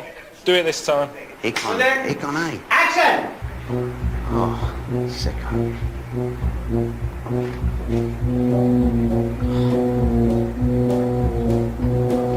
Yeah, Connie. ये वही काले पांडे है ना? Why are you laughing? I'll go. Sorry. You gotta be right now. Yeah, I know, it's just been Relax battered. him. I know, it's just... Teasing me. Left. Action.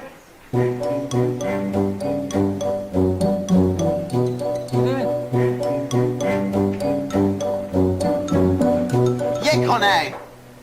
ये वही काले पांडे है ना जिसने IAS की बीवी का रेप किया था?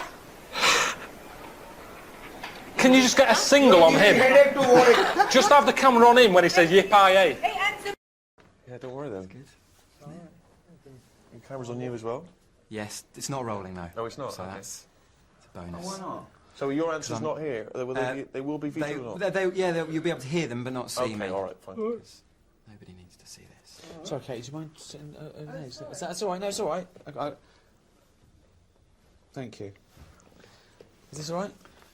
Good. Right, yeah, we're running. I'm happy we're rolling. So, Karl, against all odds and despite a fair few of your efforts, you are now a much-loved TV presenter, hugely popular. Millions of people love you. How are you coping with the fame element? There isn't... I don't know what it is. I mean, nothing's changed here, you know, apart from car insurance going up. And just being able to get a bargain in a shop. If you want to knock the price down, you can't do that once you're sort of known. People go, you made of money. I'm not. You can use this. That's the exclusives for you. I'm not made of money. Doing all right. I'm not moaning. I know people are having it tough. You are moaning. You're moaning all the time. I'm not you never stop moaning. That's what you do. You only moan. That's your job. That's why this show's so good. Well, you say you can't get a bargain. How much were those trainers? Only 45 pence. 45 pence? In right. Africa. In Africa. That's what he gave. But look That's how what far he he had gave to to go. someone who was selling some trainers in Africa. Could have given them 50p. He was over the moon with that. Ricky and Steve, you knew him before he was famous. Has his head, while remaining obviously perfectly spherical, got any larger? No, not at all. No, he's got. I suppose he's got slightly more militant in his old age, but that's funny because now we're coming up with things so extreme, so dangerous, so ridiculous, so annoying, but he won't back down because he doesn't want to give me the satisfaction of failing. So this second series is incredible. I mean, he's doing things that I never thought he'd ever do, or we'd get him to do, but he does them, and yeah, it's quite remarkable. Like you were saying earlier, if we put some weird food down in front of you, you just eat it defiantly now, because you don't want to give us... Yeah, not a problem. Nothing matters. He shows that people worry about the silliest things in the world. That's what's changed. I can eat anything. Which is weird. Yeah, I can eat anything. So if it does all go tits up and I don't do a third series and I spend all my money, I know I'll survive. Because now, if I'm homeless, anything that's crawling about, I'll have it. Could you eat a knob at night now? I wish I never said that, honestly. It's the one thing I ate. What was it that David Baddiel said that time? When you were saying we were having dinner and Carl was round and David Baddiel was round and Carl was going, I've done nothing. He's just on the radio, he said nothing. And David Baddiel went, no, you did that song, Knob at Night. Yeah, that's how I still feel. I don't feel like I've achieved anything that I'm really, really proud of. I would have done with this if it wasn't called Idiot Abroad, I think. But that's just a little bit of... You've tainted it a little bit. But it's an ironic title. You're not Yeah, an I idiot. don't like it, though. Carl, I don't like it. Carl, You're a genius. And I wanted to change it, and then Sky bosses are going, oh, it's established, we've got to stick with it. I thought, why? Ricky says you're a genius, but you and you're obviously great mates, but you guys do give him a lot of stick about his physical appearance as well. Just from that particular screening, little bald Wookie. Obviously, head like a fucking orange. That's well known. Yeah. Shaved Mancunian idiot. This is like This Is Your Life. That's well known. That shouldn't be well known, No. should it? No. That shouldn't be well known. Carl, oh God. Carl, this is your chance to get back, if you like. What phrases would you use to describe their physical appearance? Ricky first. To be fair, though, I've had a go at you. Yeah, but also I'd like to point out, it's Ricky who insults him. I don't call you names. I mean, I might sort of stand behind him and sort of cheer him on, like the worst kind of bully's mate. Do you know what? I'm going to show you how good I am. I'm not even going to... No, if you listen back on the old radio shows, he's always having a go at He has a go. He said when he first met Steve, he said it was a shock. He said that. First thing, he said, oh, that's a shock. So what do you mean? He said, well, I've never seen anything like it before. He's telling him to his face. Then he's putting on air that Steve's weird looking. Okay? So he started it. But, like, in the same way that you've sent me on these trips to make me stronger, I think me saying that has done himself up a bit. He has. No, he's Oh, look at you. Yeah. So, in a way, you've made me a better person. He went from a weird little goggle-eyed freak to sort of Clint Eastwood. Yeah. God, I suppose I have in a way. Thanks, mate. Hang on, what was that picture from that used to be on the notice board in the kitchen at XFM? That was your Steve? favourite, wasn't it? It's the weirdest picture of you. It was from The Guardian, and you know when they use the wide-angle lens to get everything in, you were on the edge of it, so your head was really distorted. It looked like someone had picked up Stephen Hawking by the legs and whacked him against a wall. It was really weird. Yeah. Yeah, don't and he know what loved you're it. talking about. He used to Really? go past to go and look at Steve. Hey, listen, we were both in the Heat magazine Weird Crush. Yeah. How'd you get on? He in won. that? He came number Did one. Did he win? He won. Yeah. I didn't even win, you see, so I got handed to Carl. Yeah. I lost that's out better to... though. Who did I lose out to? No, him. So he's No, weird. it wasn't with the you. same. No, it was different years. Oh, was it? Wow. Ricky, should you're go for getting rear away end with next. murder here, though. A goggle-eyed freak, their head like a fucking orange. Carl, give him both barrels. What phrase could you use to have a go at Ricky? Have I ever lost it with you? Pretty Done perfect, that? isn't I? I'm pretty perfect. No, I don't smart, think I'm I funny, sort of go with good-looking, nice. with names. I'll philosopher. sort of go, you fucking knob. I don't think you can use that on ITN, but it's more that for me. I don't pick Well, they can. animals. They make a special exception for me. They're allowed someone to call me a fucking knob. It's the only thing they said. Can you It's remember? actually handed down on parchment. Thou shalt not say fucking knob. Not censor. unless it's against Ricky Gervais, the fucking knob. When have I lost it with you and sort of got annoyed and You called you haven't. something? You haven't. You wanted me to call off the poster campaign. When I made that poster campaign, I said around the world, and there was everyone putting up posters of Karl Pilkington, world's roundest head. Yeah. And you asked me to stop it. Yeah. That's it. Yeah. You thought it was demeaning. Couple of quick ones. If you guys had cast Carl as a character in The Office back in the day, who or what would he have been? Sorry, I hope you don't mind me talking about you like. Cool. What would he have been? Wow. What? What would he have been? What would he have been? I mean, what am I meant to say? A bowling ball? What? Well, funnily enough, is what a kid's bollocks. Well, his mum phoned him up and said, "Saw you on telly the other night." She thought he was in the office. It was just a bald bloke fixing my computer. He's going, "No, it was you." He's going, "It wasn't me. I'd know if I was in the office or not." Yeah. That is the sort of job I would imagine you would be doing, though. You'd be fixing something, wouldn't you? I'd probably be quite Maintenance happy work. with it. Sorting some problem out in the lavatories. Sort of quite a manual job, I reckon. Yeah. Maybe a courier that you come in. Helmets on. Yeah, but Don't it's see a the face. perfectly round. He Yeah. wears a pink helmet, and they don't see the difference when he takes it off. I've got to wrap up, but very finally, I don't know if you mind, I'm getting married next year, and wondered if you wouldn't mind giving a message or saying why you can't be there or something. I don't go. I just don't go to weddings. Anyway, honestly. I don't know you. You're getting married? Here you go. He loves a wedding. Actually, can I use this as a... That's annoying, isn't it? Steve's annoyed that he's got a girlfriend. Of course I'm annoyed. Are there going to be any single women at this wedding? You can come. Yeah, answer the question. Yes. Okay, well, I'll consider it. It'd be best man. Suzanne's brother's getting married, and I don't want to go. But if I use this, is this on the telly just saying, sorry I can't be there, you'll have a lovely time and everything, good luck with the future. Say you're filming or something. Say you pretend you're filming. Do you know what? That's the only thing that would make me do Series 3. If we can put it at the same time as that wedding. Suzanne said you can get out of the wedding if you're doing a well, TV she didn't. show. She sort of said, oh, you know, don't do it on purpose. But if I you're would, filming... honestly, I'd rather do another land dive than go to a wedding. I hate it. I've not got married because I hate them. It's not even... you know, I wouldn't go to your wedding. What's your fiance's name? Julia. Julia. Just say... Congratulations, Julia. All right, Julia. Have a good day. But you hate weddings? I can't stand them. It's so forced fun. He's shit. Well, I can't show this now, can I? But I don't know why. How old are you? 29. And what, was it your idea or was it Julia's my idea? Yeah. Was it? She's lovely, yeah. I don't know why people rush into it. Honestly, I don't get it. 100 years ago, he'd be dead at 29. He'd have But 9 not kids. now. And He's look at not you, you've rushing got a into good it. job. You're working for ITN. You can afford toasters and kettles, and there's no reason to get married anymore, unless you can have a kid without being married and that. You don't. Yeah. There's no reason.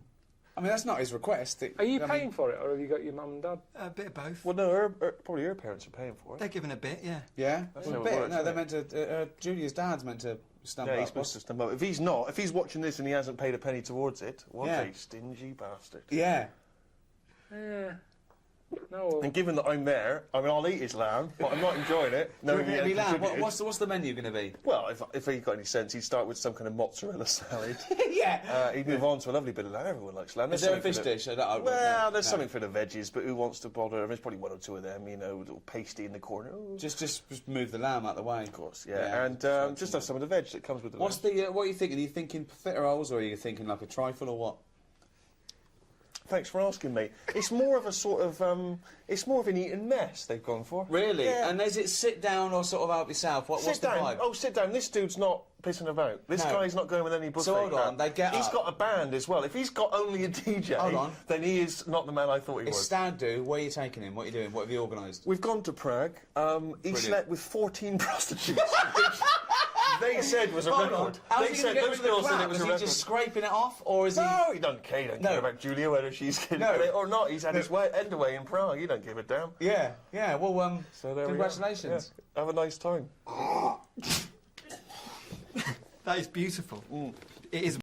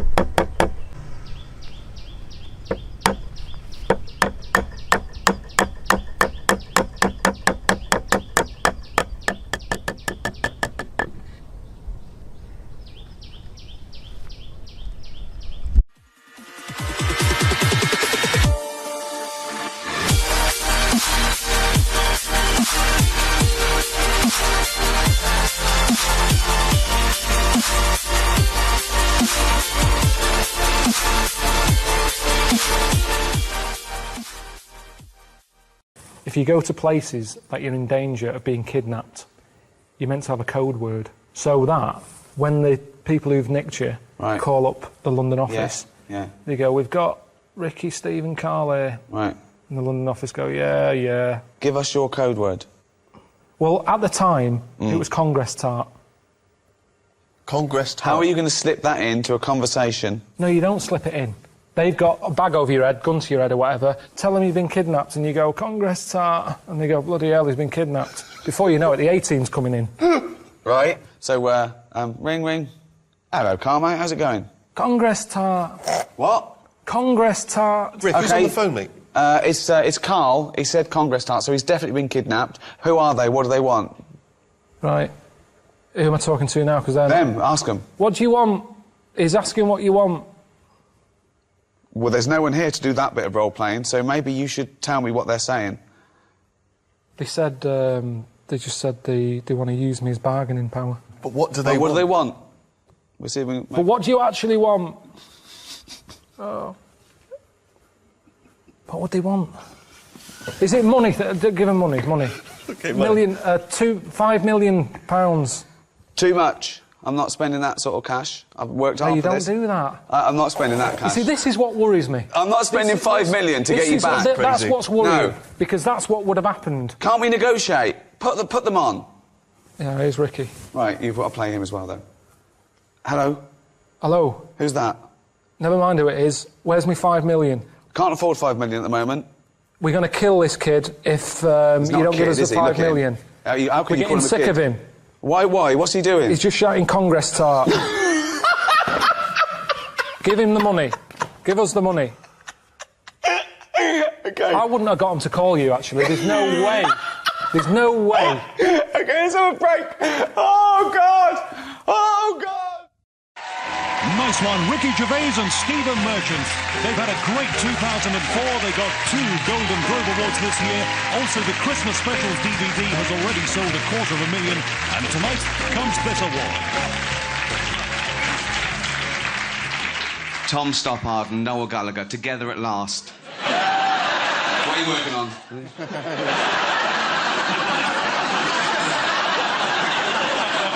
We don't have to thank anyone. No, we should maybe thank John Plowman. Why?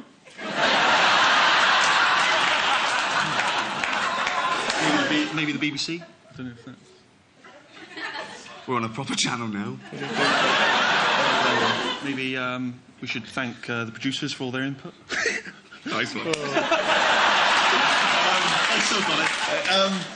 Talking to the producer, he's had his little... There he is. When Stephen Hawking came up, he had his little nose powder joint, didn't he? Which, to be honest, is the least of his problems. Because usually he's the best one in the room. So I wanna... Don't worry, you're just the same as Stephen Hawking, but without all the clever stuff. Although he milked it a bit, didn't he? He's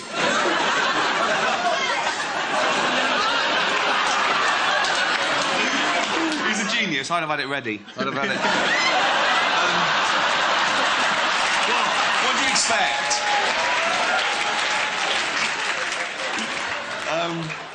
I lost him for a little bit. Yeah, you want him back. I want him back. Thank you very much. This We've won an awful lot for the show over the past 3 years. Too much. It got embarrassing, to be honest. And I won a lot of individual awards, but this is for writing. No, on a serious note, this is for writing because I can speak for Stephen as well. We are proudest of my writing. I knew he'd agree with me. And the thing is, the other thing about writing is it's not paid as well. I've earned about, what, 10, 20 times what you've earned? Really? I mean, again, that's embarrassing. And even in the industry, it's not looked upon as important. I've never seen Alan Yentob run across a crowded room to hug a writer.